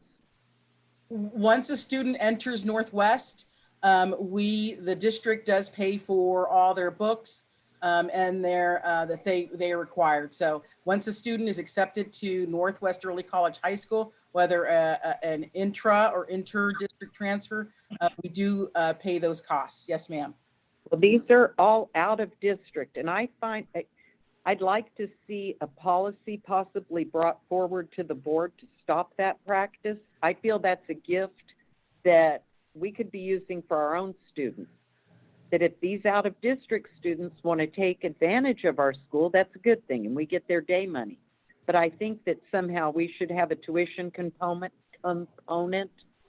to apply to these 67 or more students that are in our class at Netches, because it's an extremely expensive campus, as everyone knows, and to give 67 out of district students priority, I think is a misjustice, an injustice to our students and our taxpayers. So I'd like to see possibly, Ms. Carrasco, a policy coming forward that would address this, that yes, you can come to our school, but there's a cost associated with books from out of district, not within whatsoever, just out of district. For possibly a future meeting that we could look that over. Sergio, you're on mute. I'm asking that we look at a policy at one of our next meetings, certainly request so that next year we could possibly have in place a formula that says, if you're out of district, yes, you can come to our Northwest Early College if there's seat space, but it is going to cost you your books. Okay, we can discuss that. That's going outside of the item now at this time, but yeah, we can certainly take a look. Well, at it is transfer, and we usually get more information on this. So I'd like to see that brought forward. I think that we're not giving our kids all that they could get by providing for other children. So that was my question on that, and thank you. All right, thank you. With that, I would, sure, and I'll move to approve the tuition waiver, and I'd like to see a policy, local policy, coming forth addressing that. And I All right. move to approve B1. All right, next agenda. Do I hear a second on that? I second. All right, we have Mr. a second. Mr. Rodriguez. I have some conversation in regard. I think this is ridiculous. We're looking at, and it's been brought up by Ms. Brigham before in regards to Northwest Early College High School. There's an email here backdating March 2019 in regards to student transfer. We can't decide who we're going to pick if you're a Black, white, or brown students, decide what you're going to get, if you're poor or rich, if you live in our district or don't. I mean, these are students within Northwest Early College High School. And if you're looking at funding issues, the state does fund us. And if you look at our district and in regards to the funding mechanism and formula from the state, we actually need more people coming into the district because our property tax base is growing farther than our student tax base. And you have EPISD trying to recruit some of our students. And I don't see a problem with this. And I'm in completely disagreement. I mean, we didn't question the 381 out of district transfers from the elementary schools, 154 from our middle schools, and we have 88 at the high school, but yet we're questioning Northwest Early College. You can't say because you go to one school or to another.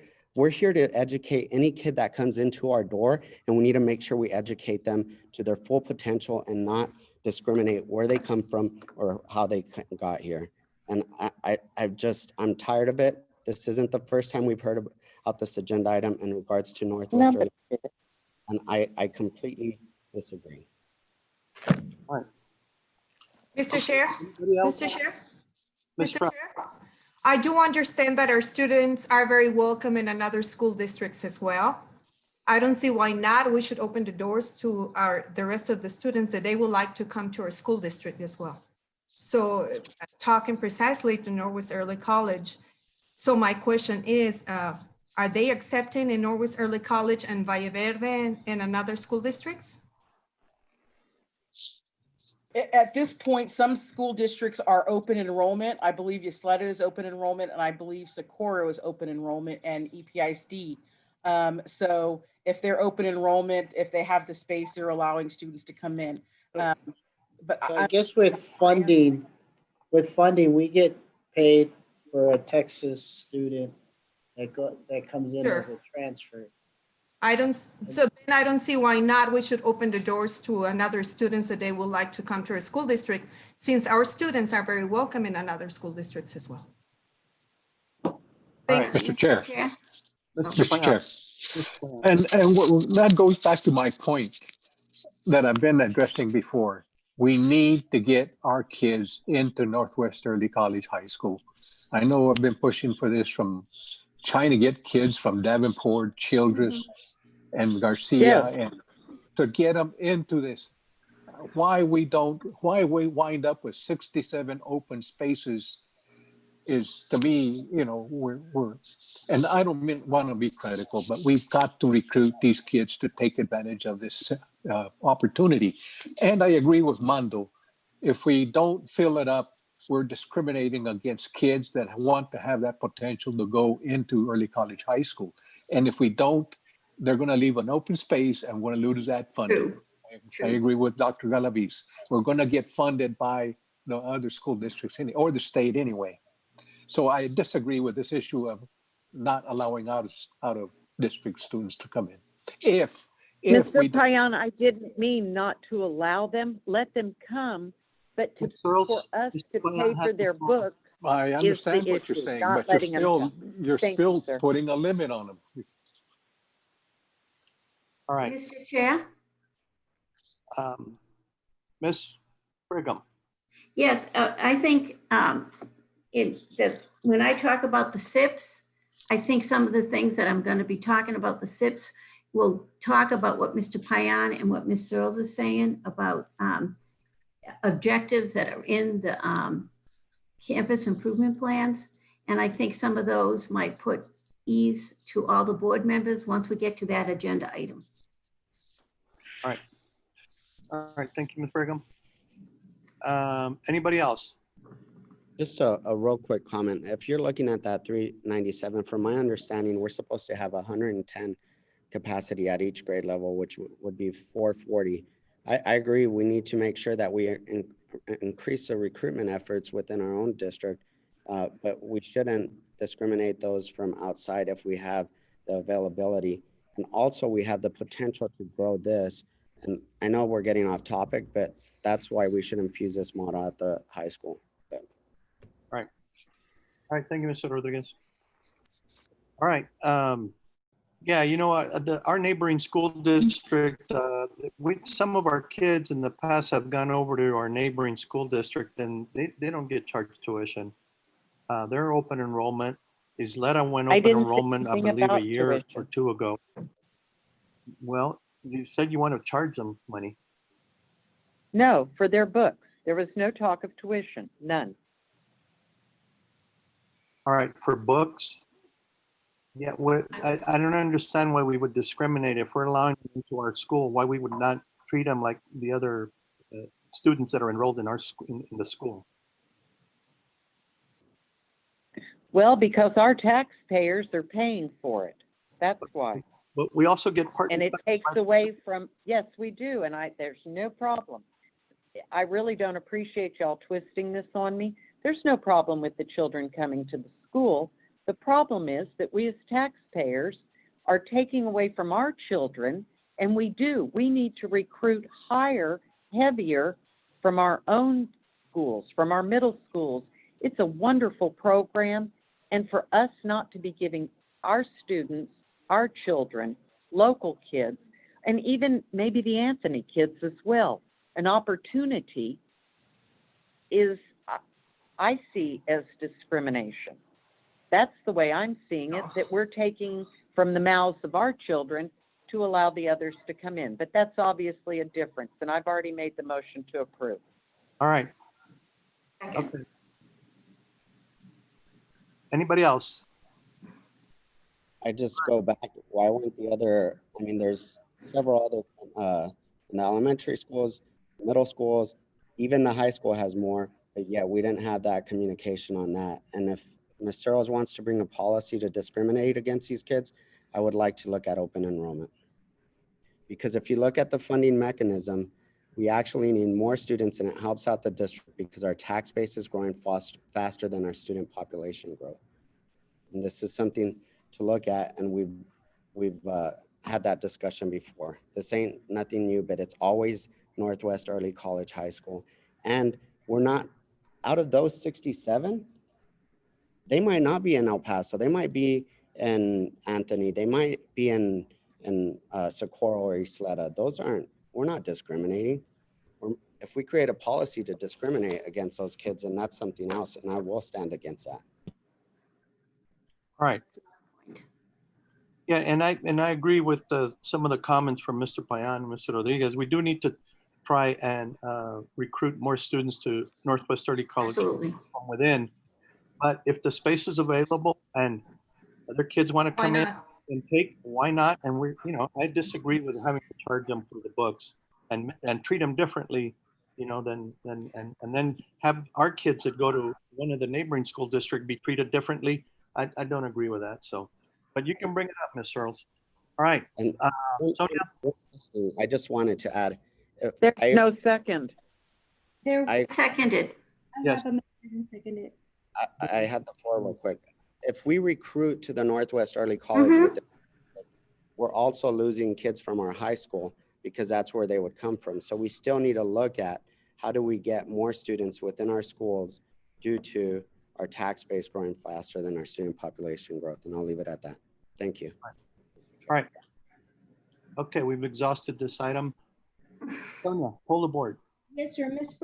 Brigham, Yes. Mr. Coronado, Yes. Mr. Payan, Yes. Mr. Rodriguez, Yes. Mrs. Searles, Yes. and Mrs. Trout. Just got a comment, and I would like please to clarify the motion. Is this to adding that the kids coming from another school, do they need to pay their books? Is No. that? No. No. Just Repeat the to motion, please. approve the item. It's just to approve the item. Oh, okay, yes, thank you. Motion passes. All right, next agenda item. Item 6D3.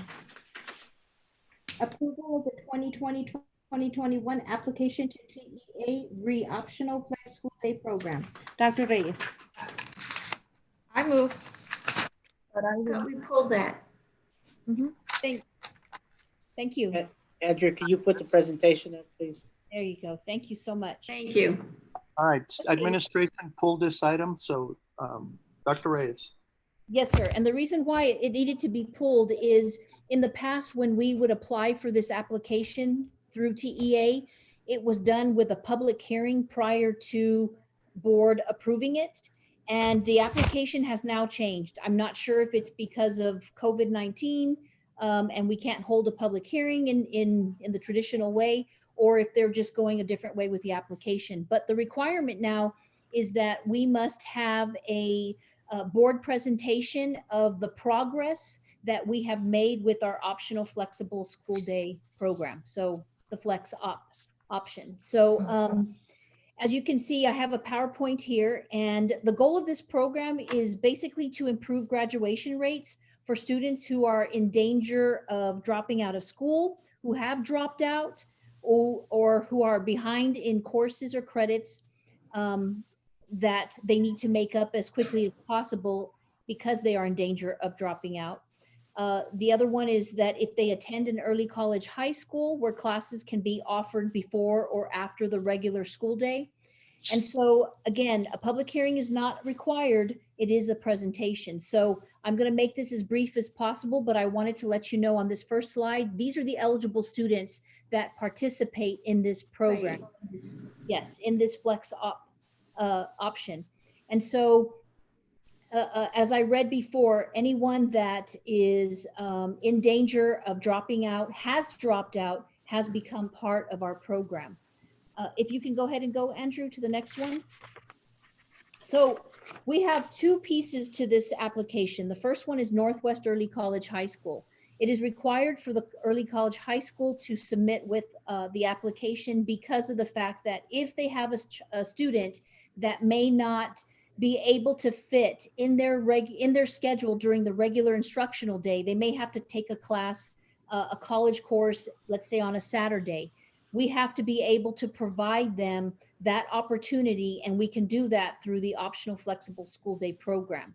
So at this point, in the years that I've been here and addressing this application, so this is going on my 7th year in my position, we have not had to use the application or the program for Northwest. But again, because it does have eligible students in this high school, we have to ensure that what's the word I'm saying? We have to make sure that they are included in this application. So at this point, all classes are being held traditionally Monday through Friday during the instructional week, and we have not had to use it. But in the future, if we do, I will be able to present that to you. Okay, the program that is using this flex option is the Opportunity Academy. So Andrew, if you can go ahead and go one more slide for me. I just want to give you a basis on our enrollment under the TOA program, the Opportunity Academy. And this program came into fruition the first year that I became Director of Student Support Services back in 2014. So that is how long we have been using this application. And our program has been in process in progress for the last 6 years, and you're just going to see it get better and better. So if you look at the enrollment numbers, we had a total of 40 enrolled in the Opportunity Academy 2 years ago.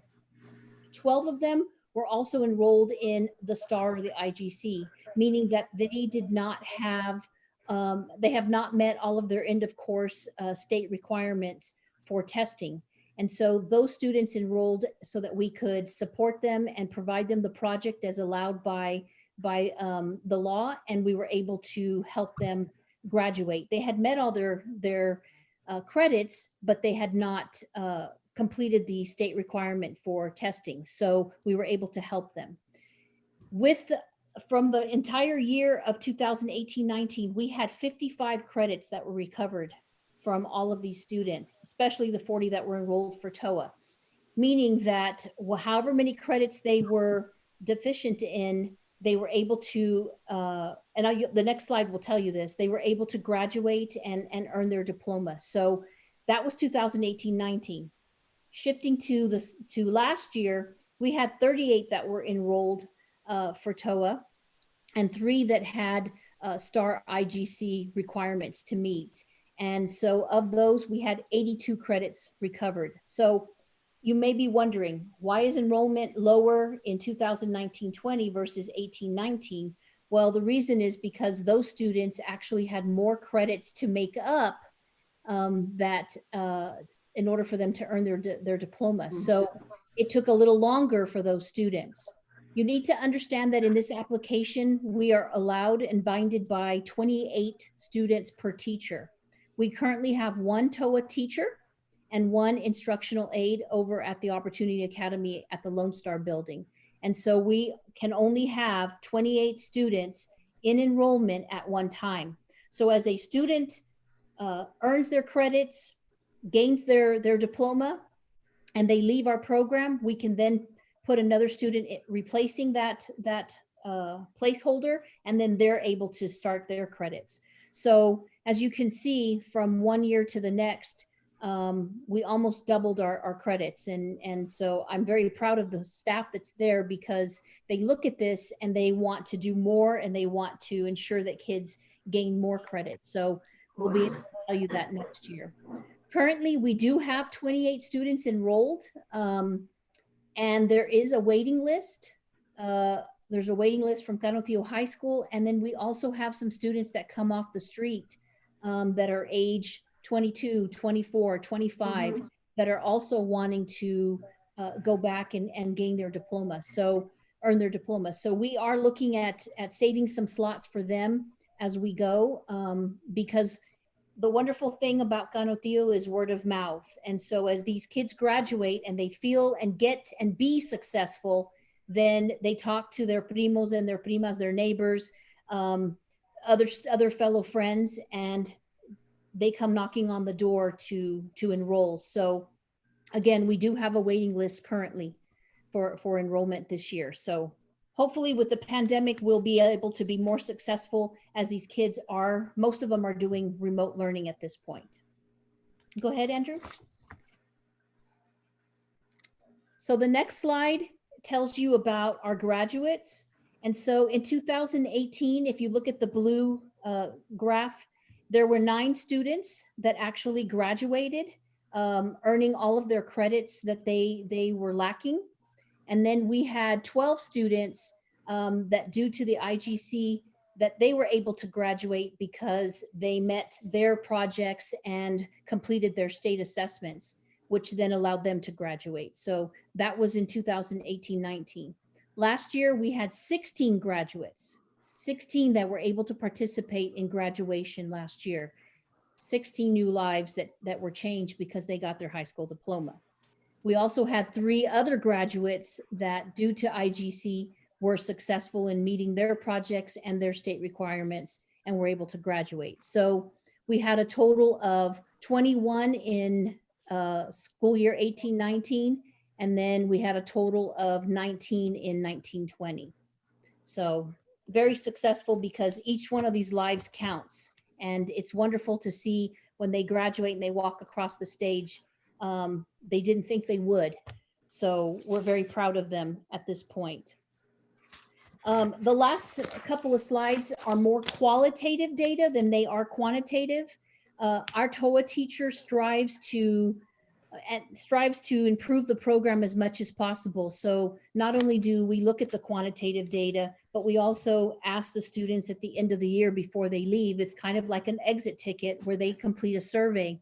And that survey is, tell us what you like most about the program. What do you like least about the program? What are our strengths and what are our areas of improvement? And so you can see there that they talk about the motivation that they receive and how there is that optimism environment, that learning environment that is inviting and nurturing to them, that they are getting that hands-on approach. And so they realize that it's not the traditional high school. We treat them as adults in the aspect that they come and go as they need to, but they do understand that this is their future. And so it ends up being something that they take on seriously and work for. And so with the flex option, that application, what it basically does is it tells you that we don't lose attendance with these students because they get coded from a 1, which is a full-time student, to a code 7. We actually just gain funding because of their minutes that they are attending the Opportunity Academy, the TOA Academy. So it's a win-win for us to have this application and this process, because every minute that these students are here, it's a win-win. A, they're earning their credits. B, they're getting closer to graduating. And C, we are earning funding for them being there to complete their credits that they need for their graduation requirements. So, Mr. Chair? Yes, sir. John.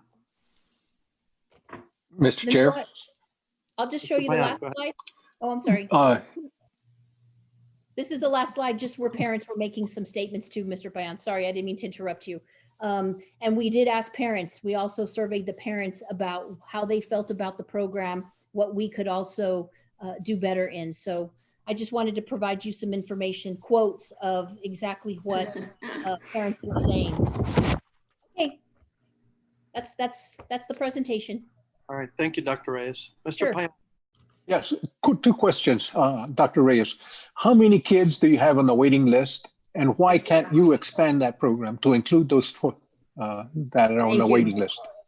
So we currently have 32 on the waiting list right now. It's too much. Why can't you expand that program? That would take another FTE. We would have to have another teacher. And so that way we could have one teacher for 28 students and one teacher for another 28 students. And they attend any of the traditional classes like vocational education training at the high school? No, sir. If they are in the Opportunity Academy, they come strictly with us, and they are working on online classes, which through our Plato system, there are the career and technology classes. They can receive their credits for electives. Okay. Mr. Chair. Thank you. Sure. Yes, who wants to speak? Annette, it's Ms. Brigham. Go ahead. Monica, thank you. Yes, Dr. Reyes, thank you so much. I agree with Mr. Payan. These are our most at-risk kids or young adults. And what you said is absolutely, I know you and I talked about this in 2014. I know that there's nothing sexy about this. This is just hard work. And these kids, what some of the board members might not know is that these kids have no other options. For some reason, the traditional high school is just not working.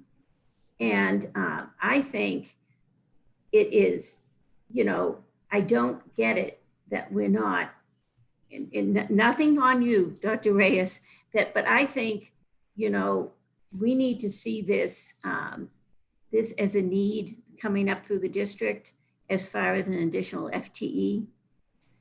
Like I said, these are the kids, you're changing lives here. And you're changing lives for kids that have a dead end. And I know what this means. I remember getting the initial computers for this, with, you know, this lab. So could you, Dr. Reyes, when we have, and when we go through the budget session, believe it or not, it's going to be coming up sooner than we think, because for 2021, I would like you to include what we need to address the needs of the community for those extra 32 kids. I understand the 28, you can't go, you know, but I mean, if we have 28 kids, that means the program, there's a need.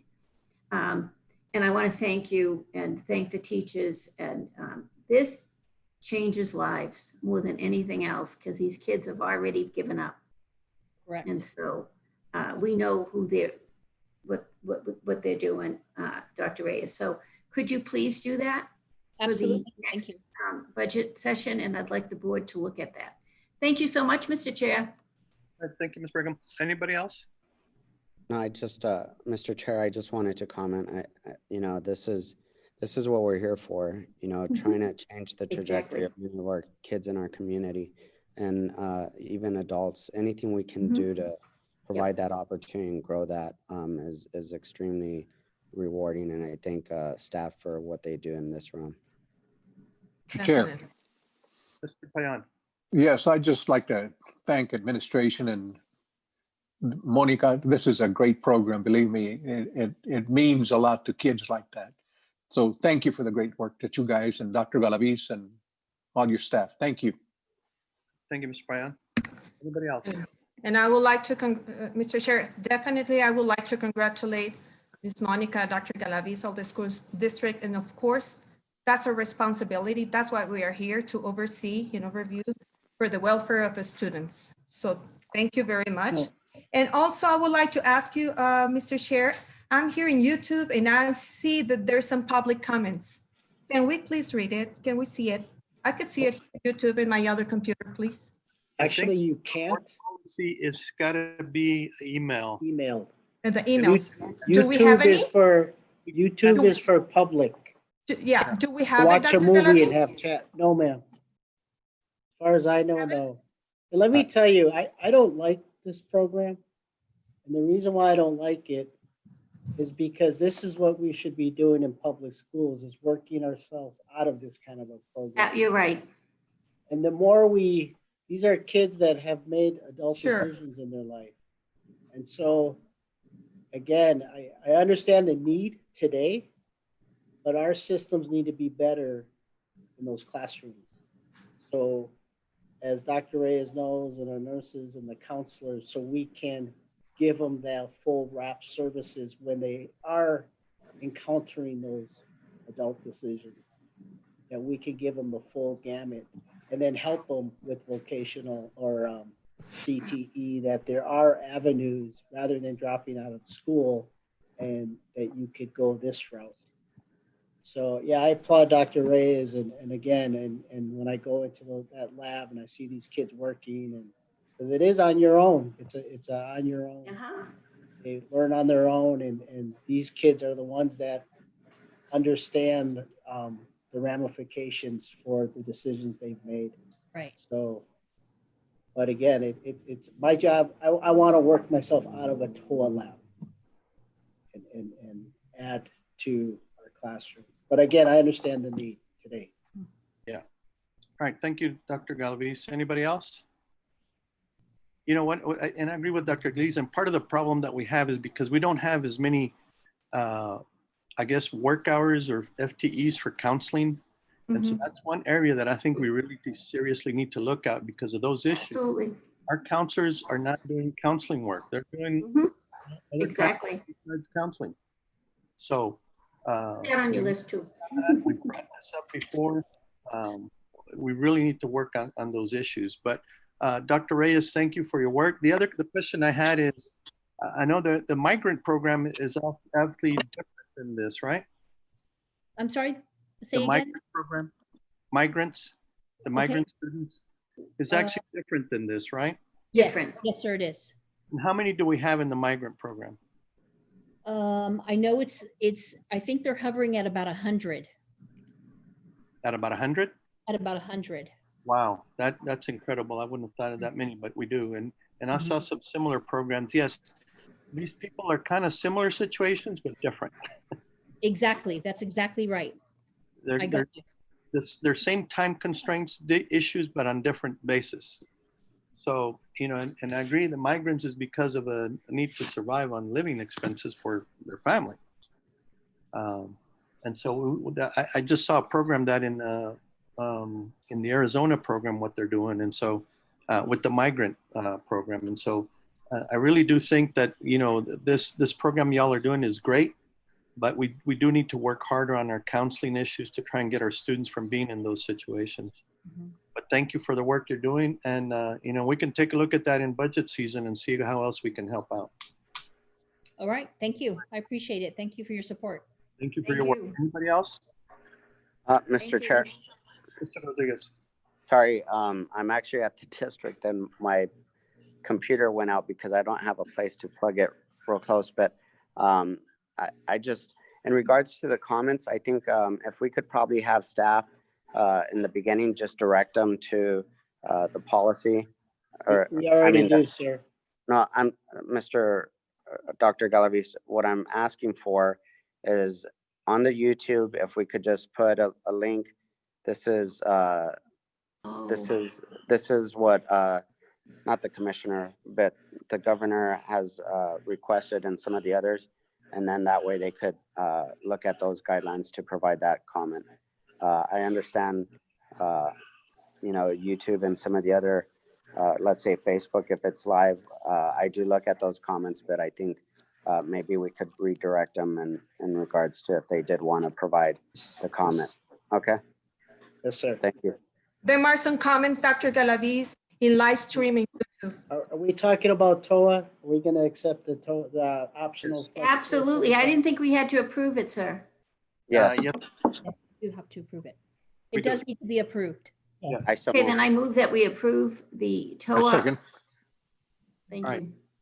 right. Did we already have a motion before? No, sir. Okay, all right. I so we did. have- Didn't I? Sonia, I did. No, ma'am. The motion. No, The law made the motion. Ms. Trout made the first motion. Okay. Was it? Okay, so was it seconded by Payan? I'll second it then, yes. Go ahead. All right. Okay, there was a motion initially made by Ms. Trout, if I recall right. All right, so we have a motion and a second on this agenda item. No further comments from the board. Hearing none. Sonia, please pull the board. Yes, sir. Ms. Brigham? Yes. Mr. Coronado? Yes. Mr. Payan? Yes. Mr. Rodriguez? Yes. Mrs. Searles? Yes. And Mrs. Trout? Yes. Motion passes. All right, next agenda item. 6B4, approval of all district campus improvement objectives. I so move. All right, we have a motion, but Ms. Brigham, you. A second. And thank you, Mr. Bayan. Ms. Brigham, you had a question. Yes, I had several, but I already have them listed, sir. So let me just go to my notes and I can get to them. Dr. Galavis, thank you for the these improvement plans. On page 250 of the district improvement plan, we're talking about the T-test. And the T-test board is the evaluation instrument that we use for all teachers. My question to you, Dr. Galavis, that is a very, well, you know, we both know how much time there is, and Ms. Rocha, on evaluating the T-test. Are we looking at doing that this year, or are we going to an alternative one since of the COVID and since of the remote, of the unique circumstances we're under? At this time, TEA has not provided any waivers for evaluations. The only thing they have done is presented a different rubric or an additional rubric to look for, of look-fors or indicators, descriptors for remote learning. Okay. Teachers doing remote learning. Thank you, board. I just noticed because you know, all the principals have to still meet that criteria. And Ms. Rocha, Dr. Galavis, we all know that this is going to be a huge endeavor. Well, So I was, And Yeah. TPAS. And as you know, TEA works day by day. Yes, sir. So- Okay, that was my question there on that one, sir. Going back to what we were talking about with, if you look on page 258, and I'm just going to give the page numbers, Dr. Galavis and Ms. Rocha. It's 258 on AMS and page 293 on CMS. And one's goal 2 and the other one's goal 3. But what it was talking about, both of them were talking about the summer bridge program. What the summer bridge program for is kids that are behind, or bringing up kids from 5th grade to 6th grade to make them prepared for middle school. But, and also for kids that are in middle school that are behind. One of the main things that I was thinking, this is going to be a really big focal point maybe this summer. Do you know if there's going to be extra funding for this? Can you use CARES funding for this? I don't know if we're going to be able to use CARES, but I do know that there is going to be some additional school days that you can apply for. And so we have the Dr. Kearney and the accountant and finance working on putting some additional days at the end of the school year. This year, even though we were in a COVID-19 environment, we sent books home to every elementary school student. Plus we had virtual programs where they could do virtually. In addition, for 5th grade, going into 6th grade, there was a math camp for those students and a reading camp as well. Okay. Well, I just, when I was looking through these improvement plans, I was noticing that seemed to be a component in many of them, Ms. Rocha and Dr. Galavis, of catching kids up. And I think that it's not going to be just an issue that kind of TU is going to be facing, but an issue that we all are going to be facing. And I had a concern about that. Maybe that could be part of the legislative updates. I was wondering if I was going to hear anything of that when we were at that conference. And I do think that, and I will get back with you, but I do think that that's something that that's going to be needed. If you look on page, then it was page 295, Dr. Galavis, and this is on CMS's campus improvement plan. And right there on it's goal 5 and under performance 1, it says by June 2021, CMS students will participate in at least 3 transition and co-curricular activities with CHS and Northwest Early College to facilitate a successful passage from middle school to high school and from elementary to middle. Dr. Galavis, middle schools are a unique animal. And this goal and objective, I saw a similar one for AMS, but you know what I didn't see, and I could be wrong, but if you both can look at it, is that the transition from 5th grade to 6th grade to middle school, you know how that's a pivotal transition. So some of the schools had it, Dr. Galavis, but most of the schools did not. So I just wanted to bring that up, okay? And then on page 310,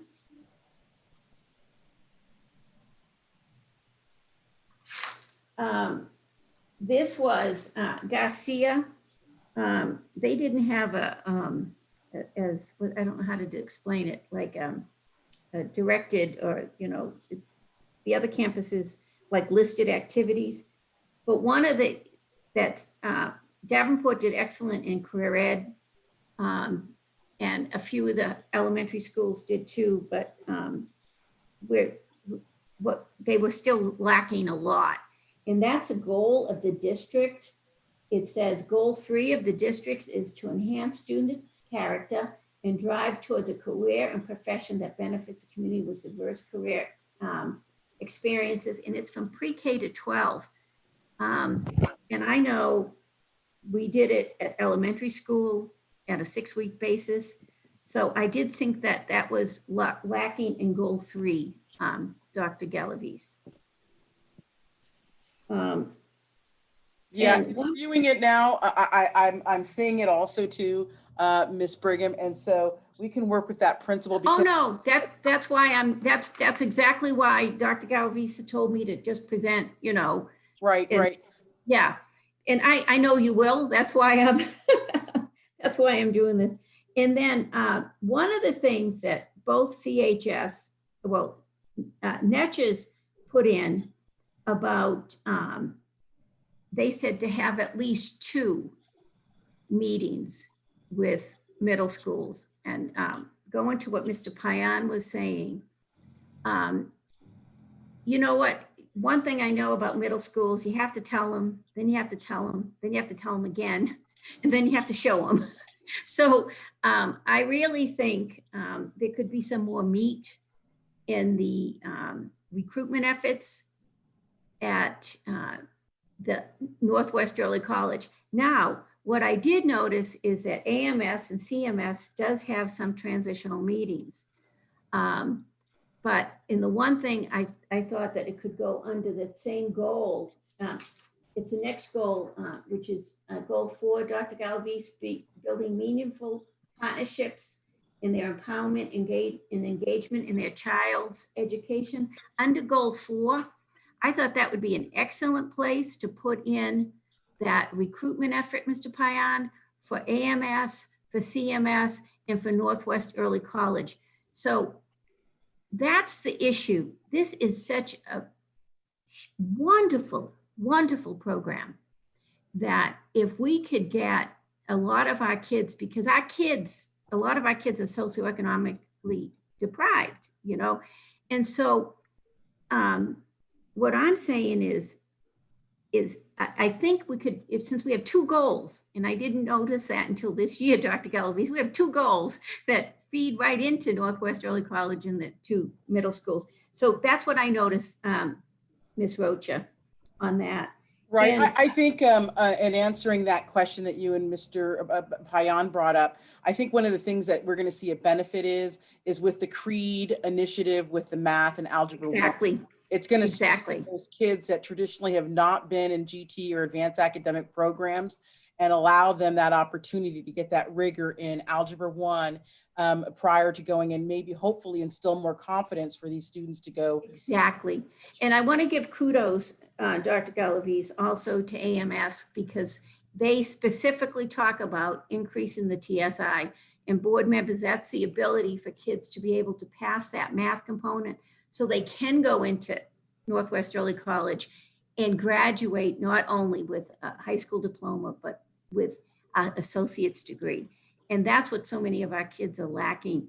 And I have to give kudos to the new principal there that I saw that TSI as a goal. And, you know, I always say, if you name it, a lot of times you'll make it.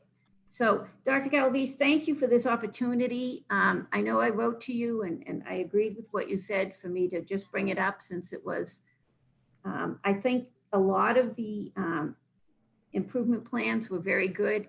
There was a few schools that needed a little bit more teeth in them, but everything that they do, everything that the expenditures, the personnel, all comes through this plan, board members. You know, if they want more additional people, if they need more services, if they need more supplies, if they need more, all of it has to be in this improvement plan first so that we can approve it. But Dr. Galvez, will you please give kudos to your principals and assistant principals? And I appreciate the time. And if you could look over those few things that I gave, I appreciate everybody's efforts. Thank you. Mr. Chair. Mr. Payan. I'd like to take this opportunity also, and I know I was looking at these campus improvement plans, but one of the things that I, listening to Ms. Brigham discussing these issues is we've been talking about having board member meetings with the parents at some of these campuses since I've been on the board. We have yet to hold one of these meetings. I think we need to incorporate at least 1 or 2 or 3 board members at a time going to some of these campuses. I know with COVID right now, it's going to be very difficult, but I'd like to see some type of endeavor set forth for at least 1 or 2 or 3 board members once a month, go and meet with some of these parents in the evening or whenever it's feasible to listen to some of these folks. And I think we could go a long way to pushing some of these elementary and middle school kids to look at going to the early college high school. Thank you. Thank you, Mr. Bayan. I agree with that. And, and part of the LSG training was for us to go out as part of those, goals that we've set. Part of it is to engage the community, and part of it is to go out to the different schools to do that. Obviously, with the pandemic, we haven't been able to do that. But that's something we really need to do once we're able to do this and finish our LSG training. And actually, a bit part of the LSG training to do that and include the communities by going out to the schools in the public with respect to our goals. So I move to approve this item, Mr. Chair. Second. I believe there was a Thank you. motion. Oh, I did move, right? I made the motion, or who made we the had motion? already had a motion. All right, sorry. Okay. All right. Anybody else? All right, hearing none. Sonia, please pull the board on this agenda item. Yes, Ms. Brigham, Yes. Mr. Coronado, Yes. Mr. Payan, Yes. Mr. Rodriguez, Yes. Mrs. Searles, Yes. and Mrs. Trout. Yes. Motion passes. That takes us to the next agenda. Mr. Chair, Ms. Trout. I would like to ask you, please, in exercise of my First Amendment, and we are public servants, I would like, please insist to read the public comments. I'm a board member, I'm a public servant, and I'm receiving a lot of, and I would like to read one special because it comes from our students. Dr. Galaviz, YouTube is not only to watch pictures, movies, or nothing like that, sir. This is YouTube on live, and you are. That's not part of the Open Sir, you Meetings told me Act, that and miss. you offend me, please. That's not part of the Open Meetings Act, miss. Sir, let me finish this, the public, and I'm gonna say it. Trustee Lori Searles and Annette Brigham is pushing Ms. Trout, a policy to Northwest Early College High School. this is not, I wanted to, yes, sir. this is not on the agenda item, and if And there's, it's not, but it's a public comment. but it has. We are rejecting the people with public comments. No, we're not. We're asking them to follow the rules regarding these. Okay, which ones do we need to follow, sir? Because they're not reading the public comments. Well, those. They're not reading. Yes, we are. But Okay, are they reading this one in special from this student? Ms. Trout. Yes, sir. They have to go through the posted meeting agenda and follow the regulations of how they are supposed to submit their comments. And that's a good comment that Mr. Very Rodriguez, good. they should be, if they're making comments on social media, we can't be monitoring every social media outlet to get all No, the. sir, this is not social media. It's YouTube here on live, here in your board meeting. But the regulations from the governor is that they do it by email, and that's posted on the agenda. And why they don't read it then? They submit it on time? No, they need to submit it via email. They did, sir. They did. I want to see the emails. And Dr. Galaviz, do we have emails from them? He's gonna say no. No, we don't. Okay. All right. Okay. Hi, Mr. Chair. Mr. Rodriguez. Just in regards to, I know the PIO is probably monitoring the board questions at canotioisd.org. I just want to make sure that we did not, if we had any emails sent to that.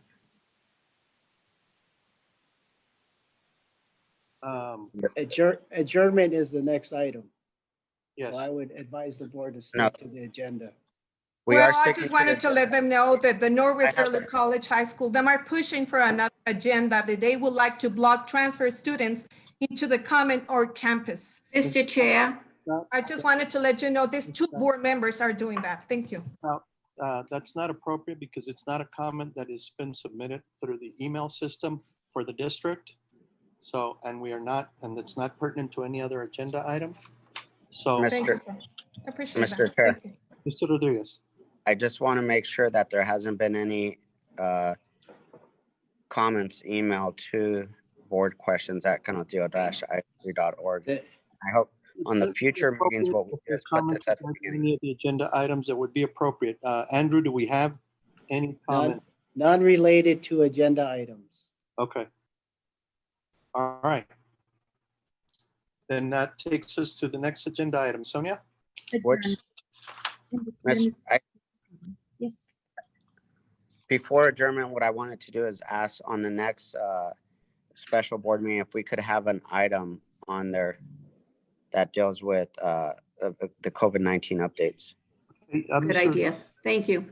That's fine. You can do that, but request it through the board, and we will take it up. Okay. All right. Okay. Thank you. Thank you. Everybody, good meeting. Thank you very much. Administration, staff, and board, thank you all for your participation. Hope to see you all soon. Stay safe. I'll take care now. Thank you, sir. Bye-bye.